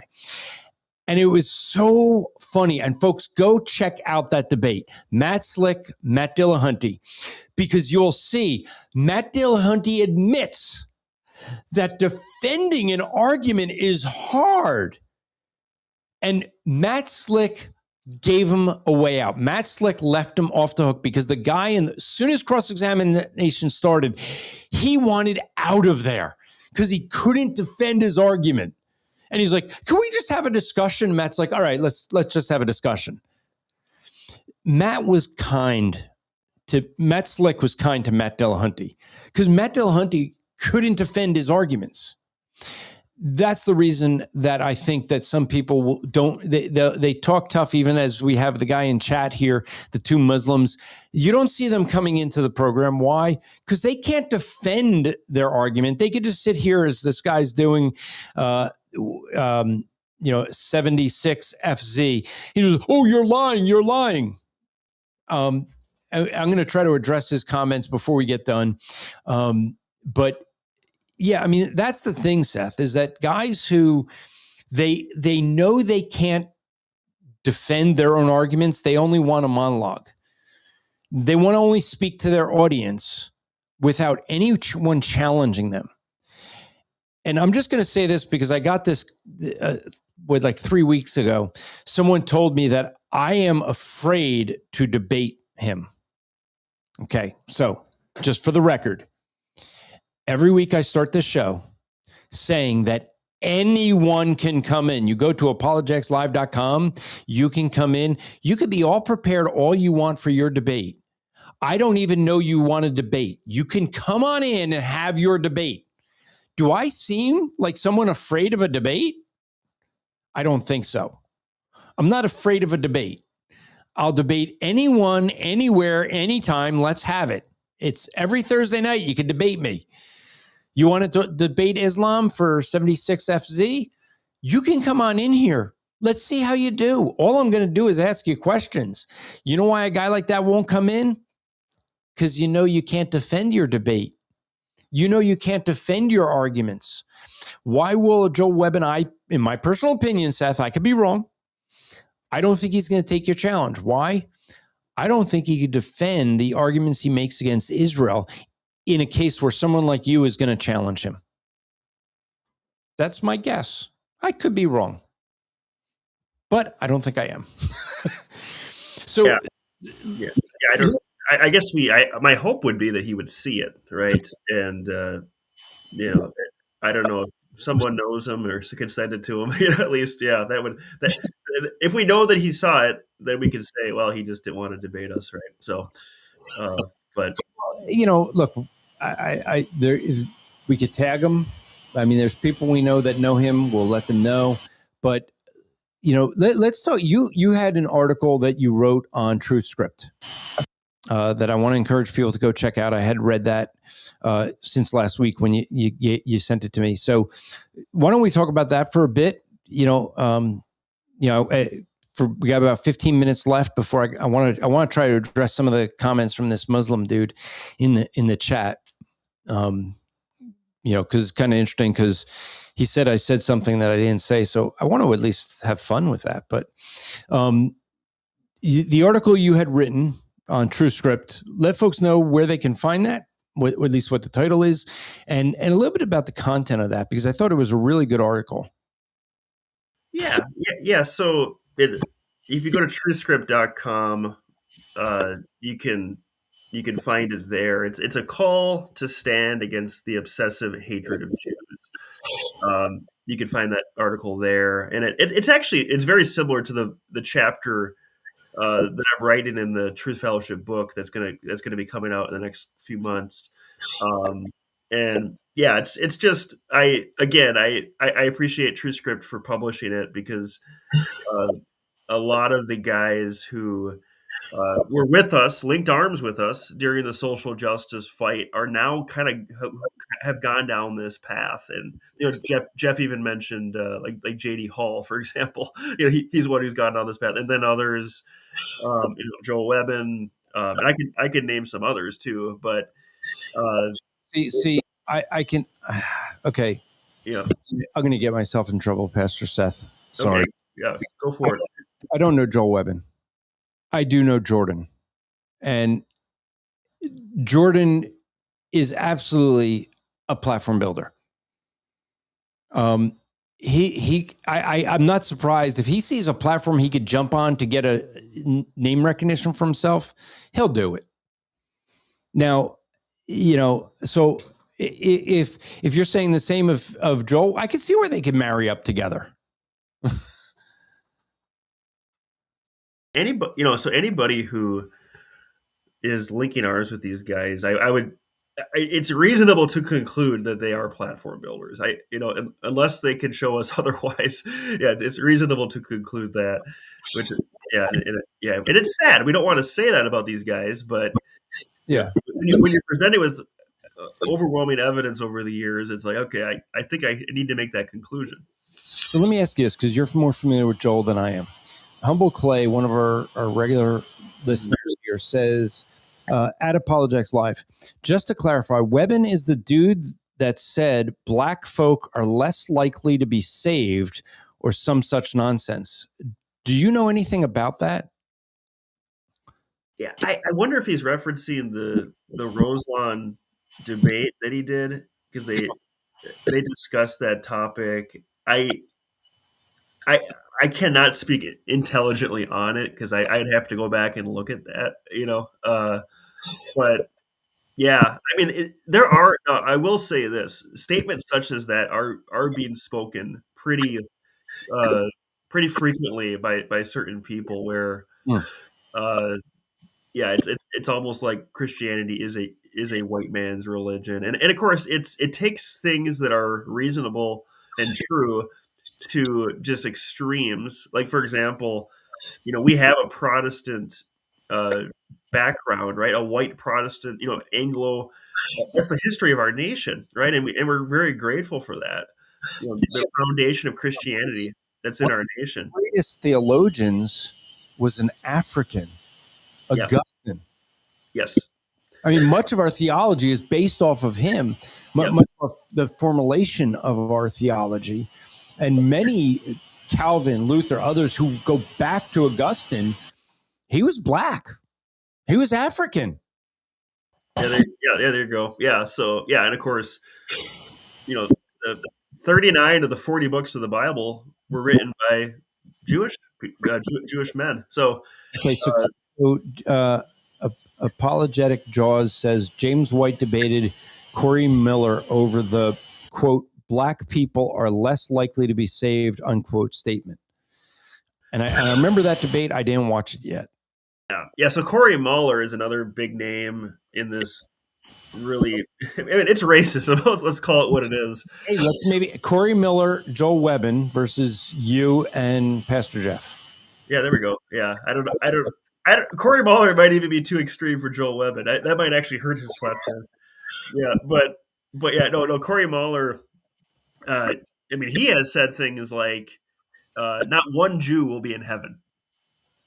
So sorry, Andrew. Yeah, Yeah, no, I think I shared with you guys maybe offline last week, but I had a pastor who contacted me after October 7th, probably about a year after. It took some time, but I had a pastor who contacted me and told me, not only am I not saved, I can never be saved because I'm from a Jewish background. And I was just like, yeah, that's just nuts. He was a podcaster? No, a pastor. A pastor. Oh, a pastor. Even worse. Oh boy. I hadn't spoken at his church for now. It's got to be like 12 years at least. Yes. But he sent an email. I hadn't heard from him in years. He sent an email and said that he just to inform me that he's not using any of our materials at Striving for Eternity. He can't endorse anything I do because I'm not saved, and I can't be saved because I'm Jewish. And I was like, at this point, there's actually nothing that I'm going to respond to with that guy. I'm just like, I think my response was, thanks for letting me know. That's about it. I was just like, okay, because it's like, you're too far gone at that point. And I hadn't spoken to the guy in years, but you feel the need to like get this off your chest. Okay. I hope you feel better about yourself. Yep, that's right. Yeah. So those comments are being spoken out there, and again, it's been mainstreamed by certain people. Even like a Joel Webbon is mainstreaming a Nick Fuentes. So Joel Webbon isn't going to go right out and say the things that Nick Fuentes says, but he platforms them. He's really affirming what he's saying by having him on his program. Tucker Carlson did the same thing with Nick Fuentes, right? So you're seeing these radical views being platformed. His argument that he had with Megyn Kelly was he wants to understand their views. It was new to him, and he wants to just hear what they have to say. But you pointed out, the difference with his interview with Ted Cruz. There wasn't I just want to let you voice your opinion. I mean, Ted Cruz was in the debate club in high school. He was very good at debate. He really is. I mean, he's very good at debate. Tucker Carlson was going at him. It was a very contentious, and they both admitted it. But that wasn't the case with some of these others. Yeah, that's right. Yeah, you could tell that he despises Ted Cruz. It's really sad. Yeah, I mean, it's pretty obvious. And there's, Joe Webbon is consistently going after Israel and the Jews, and he's like, even on Christmas he posted something that this is a Christian holiday, not a Jewish holiday. It's like what a ridiculous statement that is. You mean Passover? That's not Jewish. The Christmas holiday. Yeah. Oh, Yeah. He's like, Christmas is a Christian holiday. So take that, Jews. Yeah. It's like so. Yeah. There's again he's going after views. I mean, he totally he realized there's a gold mine, and you wonder how many of them are bots, right? But there's a gold mine out there that he has found, and they call it the new Christian right. They call it the woke right.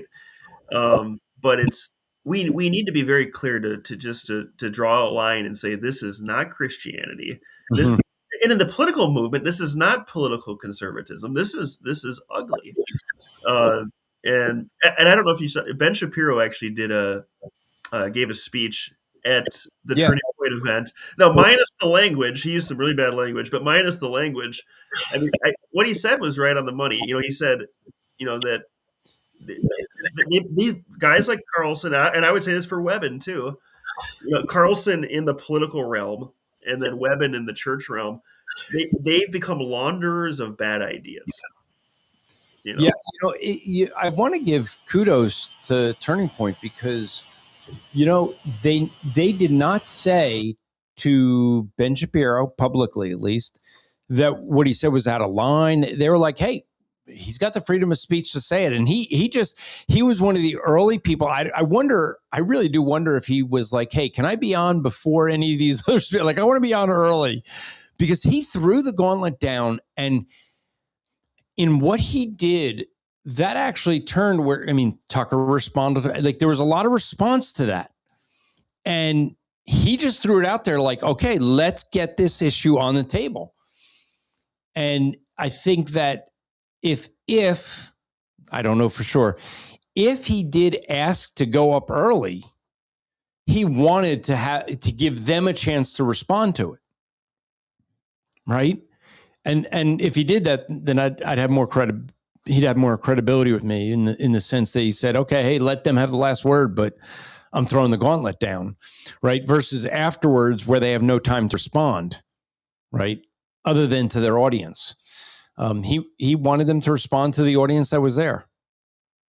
And they didn't, obviously they didn't really address. Basically, it was all Tucker Carlson said was Ben Shapiro doesn't want JD Vance to win in 2028. Which is a really interesting thing for Tucker Carlson to say, because it does make me concerned about a little bit about JD Vance, and I've talked with some friends of mine. One in the chat said that Tucker Carlson's son works for JD Vance. That's true. True. I didn't know that. Yeah. So that, of course, you can call this, again, you can call it the new Christian right, or the new conservative movement. You can call it the woke right, but some call it the Groyper movement. If a political candidate cannot condemn the Groyper movement, we got a problem on our hands. And to this, because JD Vance was recently asked, is there an anti-Semitism problem in the Republican Party? And he said no, which is incredibly concerning to me, because it's like, it is a problem. It's a huge problem within the conservative movement right now. It hasn't been until I think the last year or so. Yeah. It's skyrocketed. It's been building, but it really exploded in the last year or two. The connection with Vance to Tucker Carlson, that is concerning for me as I look ahead to the future of the political conservative movement. But I think this is going to be a major issue in the 2028 election. Yeah. So you might be right. It'll be interesting to see. Yeah. I want to, if I can, address some of the comments here from this Muslim fellow who is just going off for a while now.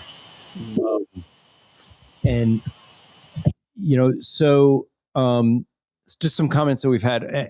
Apologetic Draws earlier when you were talking about Islam says America needs to take a page from the Borg. Meaning, we're referring to the fact that they need to assimilate into America, and that actually is what immigration is that they need to assimilate. And so here's some comments from this Muslim fellow. He says, the Injil, if you're not familiar, the Injil is what the Muslims will refer to as the New Testament, and the Torah, which I just want you to notice how he spells Torah, because that's not even close to how you would spell Torah. But I know my English is not so good, but dude, yours is worse than mine. Like, if I can say that your English is bad, it's really bad, because mine is not that great. All right. So he says the Injil and the Torah got corrupted because Allah promised to protect them, or didn't promise to protect them. So that's actually not true, because in the Quran, it says that you can trust the book and the people of the book. But here's the thing, 76 SF. If you believe that God wrote in, what they would argue, God wrote through Moses and it got corrupted, through David and it got corrupted, through Jesus and it got corrupted, and you believe that the Prophet Muhammad didn't get corrupted, well, the first three, we don't have evidence that there were multiple copies that had to be destroyed. But on the fourth one, we do. Your third imam, okay, Uthman, he was the first one to have the Quran written, and he had all the people that supposedly knew it by verbatim, and you know this if you know your Muslim history, had them write it down because the people that were dying in the war, they write down the Quran, and he gives an edict to burn the abhorrent texts. So the simple question, 76 SFZ, how do you know he burned the right one? If God couldn't keep his word, according to you, the first 3 times, why do you think he kept it the 4th time? When there was an edict, when it was known that the guys who memorized the Quran from Muhammad had differences in the way they memorized it. I'm just asking a logical question. If God couldn't keep it the first 3 times, why do you think he can keep it the 4th? Now, Seth, I don't know about you. If I got onto a plane and the pilot said, hey, 75% of the time we crash, but don't worry, we'll survive this one, I'm getting off that plane. Right? So he claims, he said, striving fraternity, you said earlier some high IQ guy was Christian, so I asked, how does him giving a high IQ and being a Christian prove Christianity true? Well, first off, that wasn't me. That was Pastor Jeff that mentioned the IQ and marrying of cousins. And neither of those were in an argument of proving Christianity true. We didn't say a high IQ proves Christianity true at any point during this show. You can go back and re-listen, but we never said that. Okay. Now we talked about Mary, and he made this claim. You Christians do dawah, which is to worship, to her and pray to her statue. No, that's Roman Catholics, and they're going to hell just like you. Apologetic Jaws tried to answer, and he said, no one here makes dawah or prays to Mary. We are Christians, not pagan Roman Catholics. Thank you, Apologetics Jaws, because you kind of nailed it there. Because that's the thing. And his response was, Hail, Mother of God. Well, and that was his response to Apologetics Jaws. Mother of God in the first century was not a reference to Mary. It was a reference to Jesus. And so if you want to refer to Mary, Mother of God, then you're condemning your own Quran, which denies the deity of Jesus Christ. Mother of God is not that there's anything special about Mary. It was a term in the first century to refer to the fact that Mary gave birth to God. It's a reference to Jesus. It isn't an issue of Mary. Okay, so you show a lack of understanding of both Mary and era of Christianity, early century, of who Mary is and who God is. You get that because your Quran, yeah, that's right. Your prophet Muhammad, who made up the Quran, it wasn't Allah, didn't know Christianity. Okay, all right. So 2 more comments that we have, getting more maybe back on topic. But Homo Clay said, what is the specific Webbon dilemma? I know it's something to do with chemo brain. Now, I don't know what he's referring to, Pastor Seth. So can you help me here? I don't know. I know the dilemma you've been bringing up has got to do with the nation of Israel. I don't know what he's talking with chemo brain. Yeah. I'm not sure what the chemo brain comment is, but it does seem that Webbon does have a dilemma, and that is, he's gone down this path, right? This Jewish hatred, this Groyper, this new Christian right path, and it's like he can't go back. So I think his dilemma is, yeah. For folks that don't know, the term Groyper is it's a term that is a it's a follower of Nick Fuentes, is how the term is used. So it's I don't know how that came about, but it's a term of his followers. Yep. Kind of like, Matt Slick, he jokes that his followers are Carmites because the ministry is Carm. And he likes to have fun. So Carmite, termite sounds similar, but it's like when you're a follower of something. And so that's what the grifters, the grifters are totally different. I think that's Candace Owens, but that's what it is. So I'm sorry, continue. Yep. Yeah, that's right. Yeah. So the dilemma that Webbon has faced is, like if he had a much smaller crowd and he was actually doing what was right, he would have credibility. But instead, he has gone down this really strange, dark path that has drawn this large audience after him, and so he's chosen the large audience over credibility. With a much smaller audience.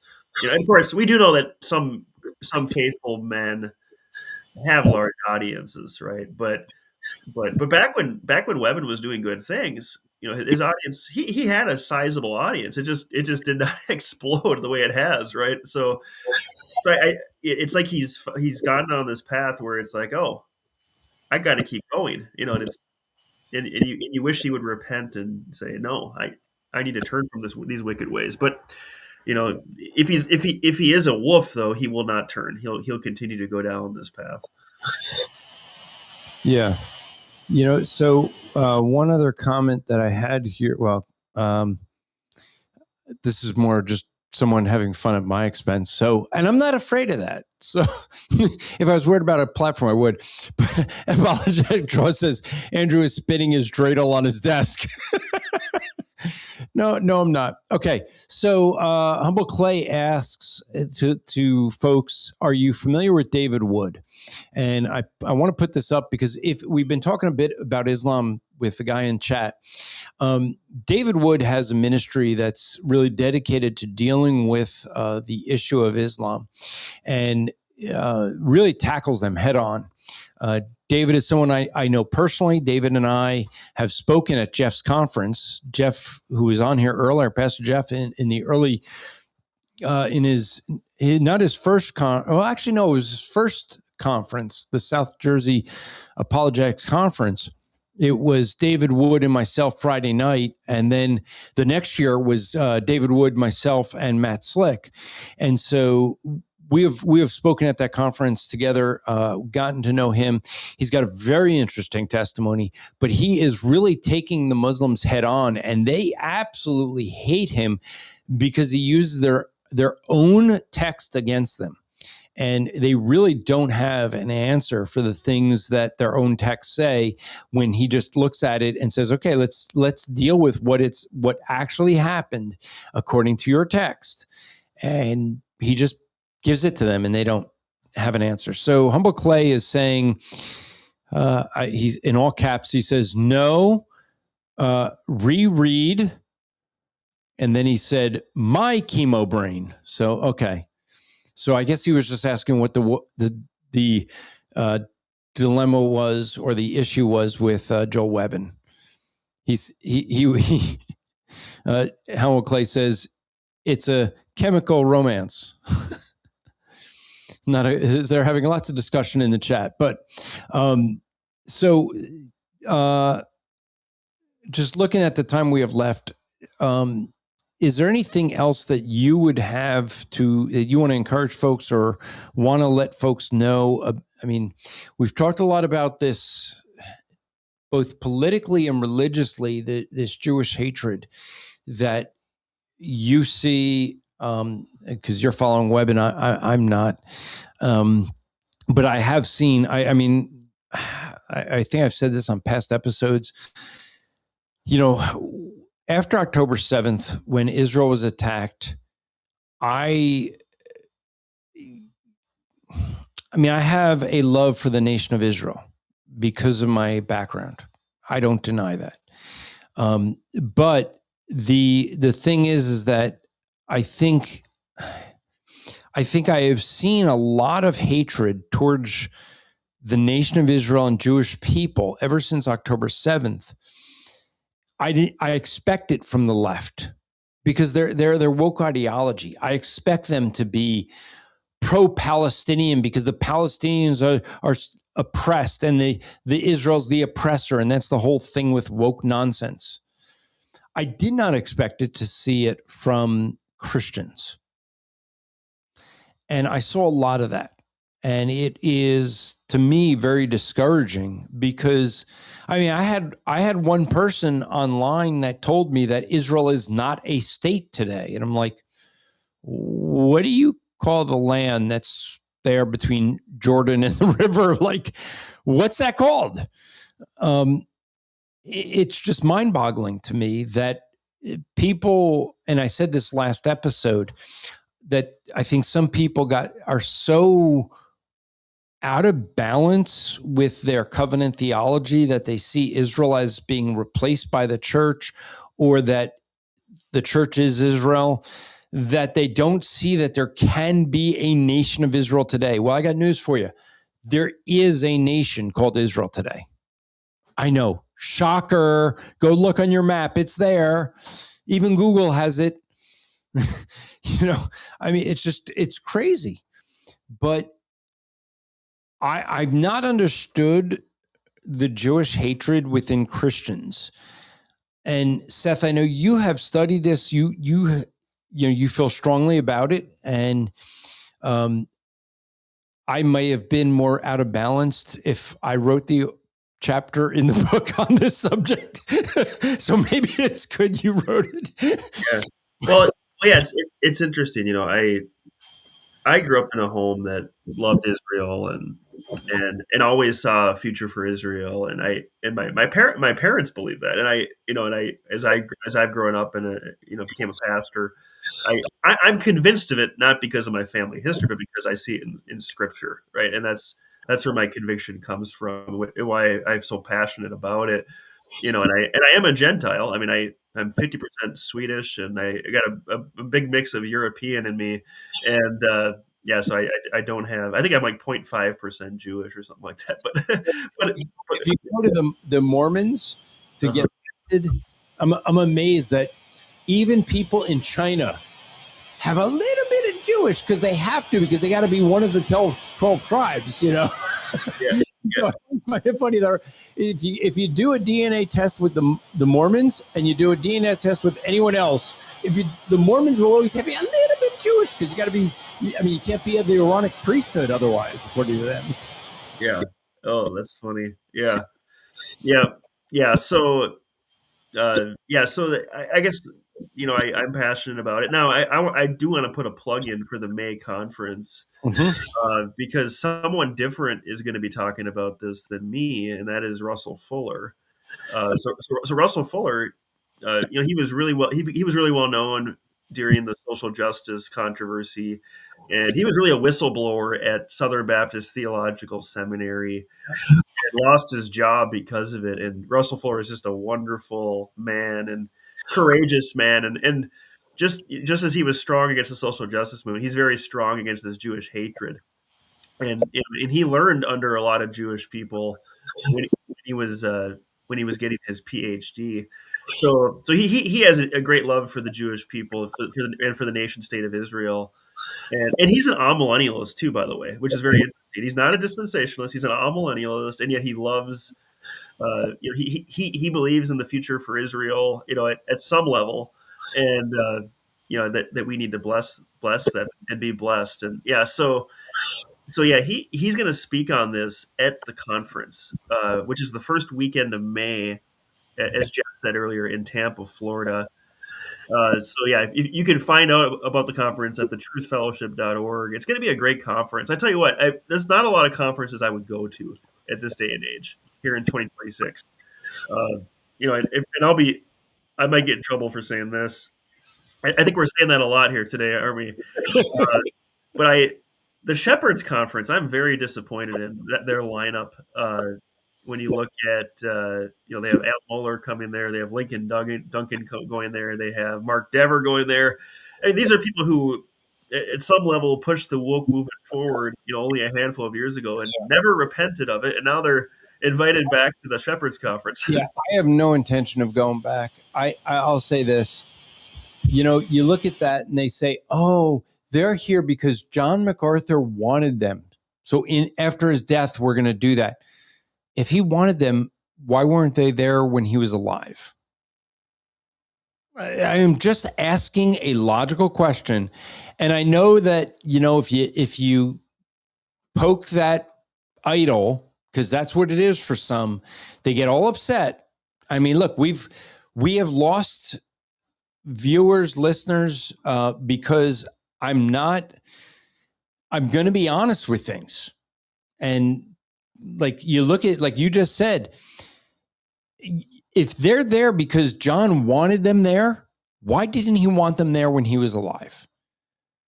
To me, it looks like they want him there. They want these people there because John's not there, and they want people to attend.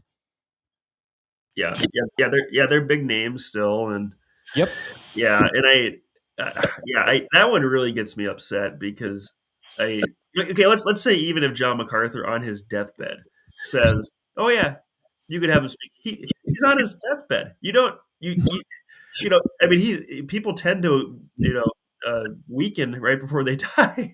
So I mean, you have to look at the fact that this is Christianity 101 here. They never repented. Therefore, we can't trust them. And the big deal they were making is, oh, look, you're going to have Phil Johnson doing the Q&A. Okay.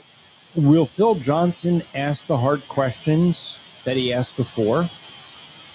I will be anxious to see that aspect, but, and if folks don't know, I mean, 2019 was last time these guys were there.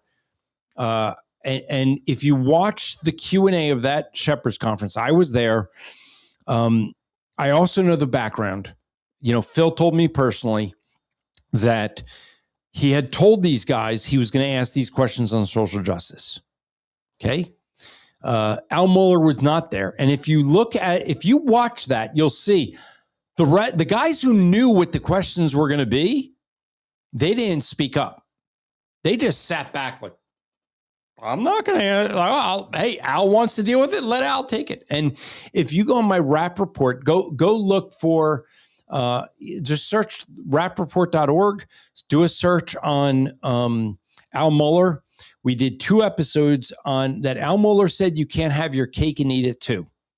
Now, that was an episode Al Mohler did about, he was arguing that a Canadian Catholic politician who wouldn't stand up on homosexuality. And his argument was, you can't have your cake and eat it too. As a professing Catholic politician who's in Canada, he said, you cannot avoid the topic of homosexuality. And Al Mohler was challenged with the issue of wokeness. And he was challenged also, in the issue of homosexuality when it came to Beth Moore, at the time a Southern Baptist. And what you had was Al Mohler not wanting to take a stance. And I said, look, if you say that a Catholic, not Christian, Canadian, not American, politician, not a Christian, didn't need to take a stand or needed to take a stand, but a professing Christian, Southern Baptist, American preacher, Beth Moore, didn't need to take a stand on homosexuality because she's Southern Baptist. Sorry, Al Mohler's a hypocrite. Like, if you're going to say that this guy who's a Roman Catholic, he's not even saved, he's a politician, so he's not arguing for Christianity, and he must take a stand. And Al Mohler said, you can't have your cake and eat it too. But Beth Moore can avoid having to address the homosexuality issue. When she was Southern Baptist, she was preaching on stages for Christianity, and she gets a pass? I'm sorry, Al Mohler, hypocrite. Yeah. And that's what got me to know more about John Harris. So I don't know if you know, Seth, about the background. So I had I did an outreach in New York with a group called Change Your Campus, college campus ministry, and we used to do an outreach in New York City. And John Harris actually attended that when I was teaching. I feel bad, but I don't remember it. And he told me that we had a conversation back then, and I didn't remember it. I feel so bad. But when I did those 2 episodes on Al Mohler, people kept asking me if I had seen John Harris's Conversations That Matter. And so I went and listened to his episodes he did on Al Mohler, and I was like, I didn't know, I hadn't followed him, knew nothing really about that. And I went, man, if you listen to the episodes I did and the episodes he did, you would definitely think that he and I were talking together. And there was nothing at that point. And so I reached out to him, and that's actually, we met at Shepherd's Conference, and that's how we had built a friendship, because we started from that. But yeah. Yeah. So, if you're going to go to a conference, I think the Truth Fellowship Conference, the first weekend of May, would be well worth your time to go there, and it'll be much smaller than the Shepherd's Conference. And of course, Shepherd's Conference will have a lot of good stuff too. We understand that. We want to be fair. Based on Seth, the advantage of a smaller conference, especially if you go year after year, is you get to know the same people. Where when you go to the bigger conferences, it's like, hey, Seth, how you doing? And then I don't see you for the rest of the conference. You don't get to build the good bonding relationships at the big conferences, but you do at the smaller ones. Yep, that's right. Yeah. So yeah, it's this. We're addressing the big issues of the day, and like I said, you can look at our 13 statements on thetruthfellowship.org. And where we speak out against social justice, and we speak out against this Jewish hatred ideology that's out there. So it's always a fight over the authority of Scripture, and so that's what we're doing. That's what we're about, and we just want biblical shepherds to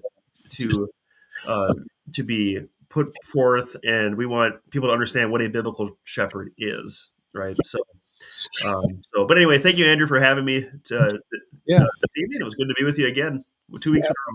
Yeah, I love being with you. Let me just deal with a couple of quick comments that we have here. Apologetic Jaws says Dr. Jeanson at Answers in Genesis done amazing research on genetic tracing every people group on Earth back to Noah's daughter-in-laws. Dr. Jeanson was actually here on Apologetics Live, and like I say, you can we're here. Anyone can debate us.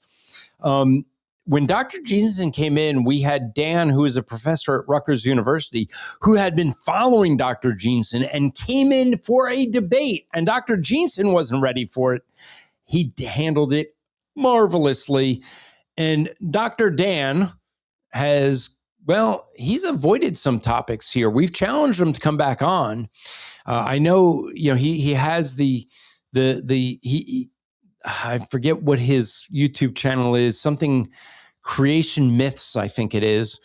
And he says creation is not a really big deal to him. Really? Then why is your YouTube channel named after creation? Just saying. But he hasn't come back. I wanted to debate him on some, more political things because it'd be fun. Andrew from Down Under, brother, I love you. I'm glad that you came back. I haven't seen you for a while commenting. He is from Down Under. He says, where's the hatred for Hamas? They seem to get a pass on the issue. Seth, have you noticed that as well as I? That they really don't seem to, there doesn't seem to be, Hamas is recognized as a terrorist organization, but everyone seems to give them a pass on these issues. You notice that too? Yeah, everything's backwards. I mean, you see that, Isaiah 5:20, right? Light is darkness, darkness is light, sweet is bitter, bitter is sweet. So October 7th happens. You would expect in a world that makes sense that the whole world would show compassion to the people of Israel and say, man, what happened to you is so horrible. Instead, it was rioting on campuses, protesting against Israel and free Palestine. And none of it makes any sense whatsoever, but that's the world we live in. So, yeah. Yeah, I saw I think I told you and Pastor Jeff about this, but the woman she was a Queer for Palestine, part of the Queers for Palestine movement, and she went over to Palestine to support them, and they beat her to a pulp because she wasn't wearing a burqa. They tore up her sign, and just you see there's a video of her being dragged through the street. And she's like, but I support you. And they're like beating her. And she's a New Yorker. Like, hello, I could have told you that was going to happen. So mentioning conferences, let me give you guys, as I know we're a bit long, March 12th and to the 15th is the Built to Conquer conference. Go to calebgordon.org to get the details.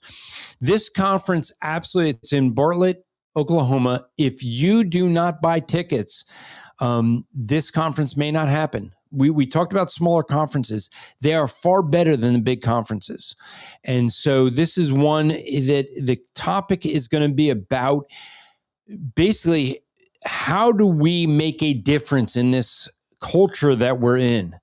And so we have to build something to conquer in this culture. And so this is a conference that I've been told that one way or another, if the conference doesn't happen, I'm still going to be speaking in Bartlett. But we'd rather have these other guys come down and be preaching as well. So go to calebgordon.org, get your tickets for the Build to Conquer conference in Bartlett, Oklahoma. If you're in Philadelphia area, we're planning to do at my home church, Oxford Valley Chapel. And if you want to come there, we're going to be doing an evangelism training with Hearts for the Lost. That's going to be April 17th and 18th. So that will be an evangelism training that will be open to all people, free of charge. Next, we talked about this already, but the Truth Conference that will be May 1st to the 1st to the 3rd. 3rd will be the Sunday. That'll be in Tampa, Florida. So those of you who I finally want to get out of the cold. I've had enough of the freezing weather. Get me out of this snow. Well, May will be a great time to be in Tampa, Florida. You'll get your shorts out. You can go into the pool and enjoy that. So that will be something I strongly want to encourage you. Go to the Truth Conference. Don't go to truthfellowship.org. There is a website, Truth Fellowship. It's not that one. thetruthfellowship.org to join the conference. Lastly, I'm just going to let you guys know, a friend of mine, Phil Sessa of Street Fishers Ministry, he has, I'm trying to remember the podcast. I'm going to be beaten up over this. I got to go look. He's one of the podcasts. I feel so bad, Seth. He's one of the podcasts on Christian Podcast Community. And so I'm like rushing out to the Christian Podcast Community.org to look up. That's really bad, isn't it? That I can't remember the name of, and he's a good friend of mine. He's going to beat me up. But anyway, he is one that is, what we're looking to do is, we're looking to do an outreach in New York. Now, he and I we met in Union Square, New York, doing evangelism there, doing street evangelism, open air evangelism. And so we met there, and we're going to be going, and he's trying to get a whole bunch of people together, churches and people who want to do evangelism in Union Square, New York. Union Square is an awesome place to evangelize. I'm just saying, because you get everything there. I mean, you're going to get a little taste of everything. There's so many people that are out there that you're going to get the people who are the Mormons, the Jehovah's Witnesses, the people that are making up their own religion. I mean, everything is out there. It really is a fun place. You don't have to do very much to get into a conversation in Union Square, because everybody is looking to there's a lot of people that are looking to get into those discussions there. And so it is something that you can really thoroughly enjoy a conversation. And so we're going to be doing that on Saturday, June 27th. And if you want to get more information, if you want to find out about that, just reach out to us. You can contact us at info@sfe.bible, info@sfe.bible. And that's the place you'll find out about that. It is something that if you want to do evangelism, if you want to do some outreach and you're nervous about it, it's a good place to go, because that's going to be a place where there's a lot of us out there and we'll be able to come alongside you. His podcast is Stop and Think About It with Phil Sessa. So had to go look it up. I admit it. So check those different events out. And so, Pastor Seth, let folks know, if they're in your area, what church should they go to come and visit you? Anything else that you want to promote? Yeah. So but my church is Eureka Baptist, and we're an hour northeast of the Twin Cities. Minneapolis, St. Paul, and we're right across the river, the border here in Wisconsin, and we have a wonderful church here. We'd love to. If you live somewhere in this area and you're looking for a church, we'd love to have you and come for a visit. And you can always call us if you have any questions too. But we have a website, eurekabaptchurch.com, eurekabaptchurch.com. That's our website. We also have, my sermons go on our YouTube. We have a YouTube channel, Eureka Baptist YouTube channel, and also Rumble. We're on there as well. If you want to listen to sermons otherwise, you can find, I do the Tearing Down the High Places podcast with Jeff and a couple other guys from his church. And then I have I have a lot of articles that I've written on TrueScript. I know that, Andrew, you've written on TrueScript now, but I have a lot of articles that I've written on there if you want to check that out too. So, but anyway, there's the whole point of all these resources is I want to help people understand Scripture better. I want people to understand how to apply the Bible to the times in which we live. And if they could be of any help to you, that'd be amazing. So, yeah. Well, Pastor Seth, I am thankful you came in. Thankful that you have a heart for Israel and a heart more so for biblical truth. And so I'm honored to be able to join you with the Truth Fellowship. I hope that's something that more people will go to thetruthfellowship.org to check out what we're doing there. We're trying to create a fellowship of like-minded people that are willing to stand up for truth, even when it's not popular.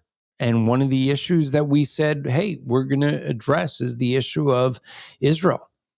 You got to stand on what the Bible says, on biblical principles.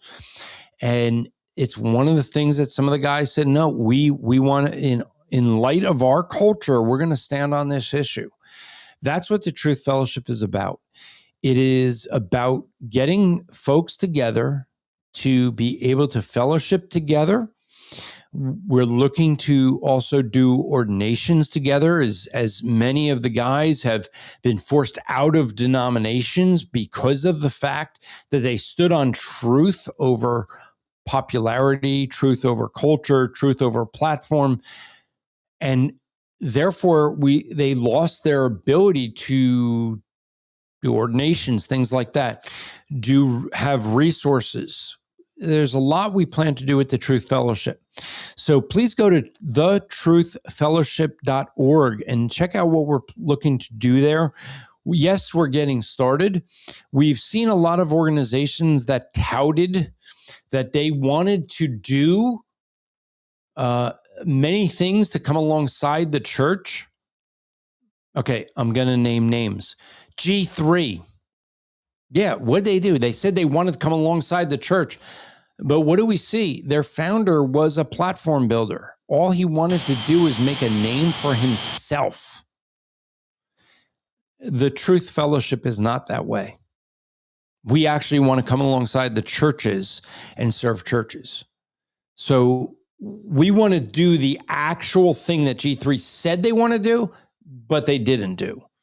We're actually going to do. So if you're disheartened over the fall of G3 and Josh Bice, come to thetruthfellowship.org and see what we're looking to do. Come to the conferences we're doing.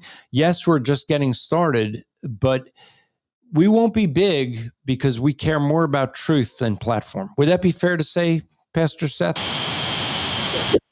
Yeah, that's right. Yeah, we'll be as big as the Lord wants us to be. We want to bless as many people as we can, but it's up to Him. And if we can influence dozens of men to be strong biblical pastors, I mean, it'll have been worth it for sure. So, but yeah, it's up to the Lord what He wants to do. But we do sense that He's called us together. We do sense that He's going to do something wonderful, and I think He already has. And I think He's going to continue to do it. So we look forward to that. Yeah, I mean, look, I've worked with Josh Bice. I've worked with Pastor Seth and Pastor Jeff. There's a difference. When I worked with Josh, it was about the platform. These guys that I'm working with the Truth Fellowship, it's about the truth. And it is refreshing. And so I strongly encourage you guys to go to thetruthfellowship.org. Check out the conference we're doing down there. First week of May, great time to be in Tampa, Florida. And so I will be there. Pastor Seth will be there. Pastor Jeff will be there. I want to strongly encourage you guys to come check it out. Get to meet us, get to talk to us. It'll be a small enough gathering where we can fellowship together, go grab a meal together, and just enjoy some time together. I don't know if I'll be invited to the Airbnb that Jeff has with his church, but yeah, my bride and I will be there.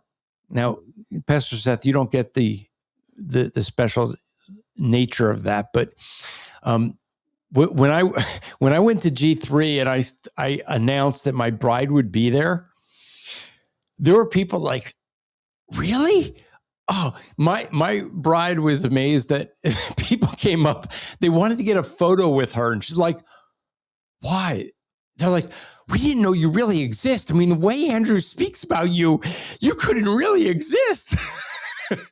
Well, if you want to get to meet my bride, thetruthfellowship.org, go check it out. Come to Tampa, Florida, early May, and you'll get to meet her. I'm just saying, she will be there with me.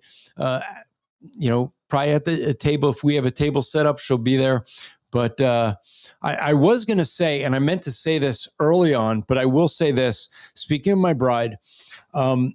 So we have reached the top, in the top 100 of all religious podcasts in Hong Kong. It must be all my wife's family. That's all I could say. I mean, I told my wife earlier, thank you for telling all your family to check out Apologetics Live because they're all listening. For those who don't know, my bride is from Hong Kong. And so, which I always joke, she's British, not Chinese. Okay. She's not part of the Communist Party. So they went communist after she left. But yeah. thetruthfellowship.org. Please check it out. Pastor Seth, I thank you for coming on. I thank you for your heart for Israel. I thank you more so for your heart for the truth. Yeah. Well, thank you. Thank you. And no, thank you for the same things. And so grateful for the bond we have in Christ and looking forward to the days ahead. So next week, I do not have anyone, I don't have a title or topic or yet, but we will, unless of course the Muslims who are in the chat want to come in, we'd be happy to talk with you. You want to tell us how wrong we are about the Bible and how it's been corrupted? I'd be happy to talk textual criticism with you. We'll see how much you understand textual criticism. We'll see how much you understand the textual criticism of the Quran. In the Quran in Arabic, is there only one version? Maybe that'd be a fun topic to do. So until next week, remember to strive to make today an eternal day for the glory of God, and we will see you next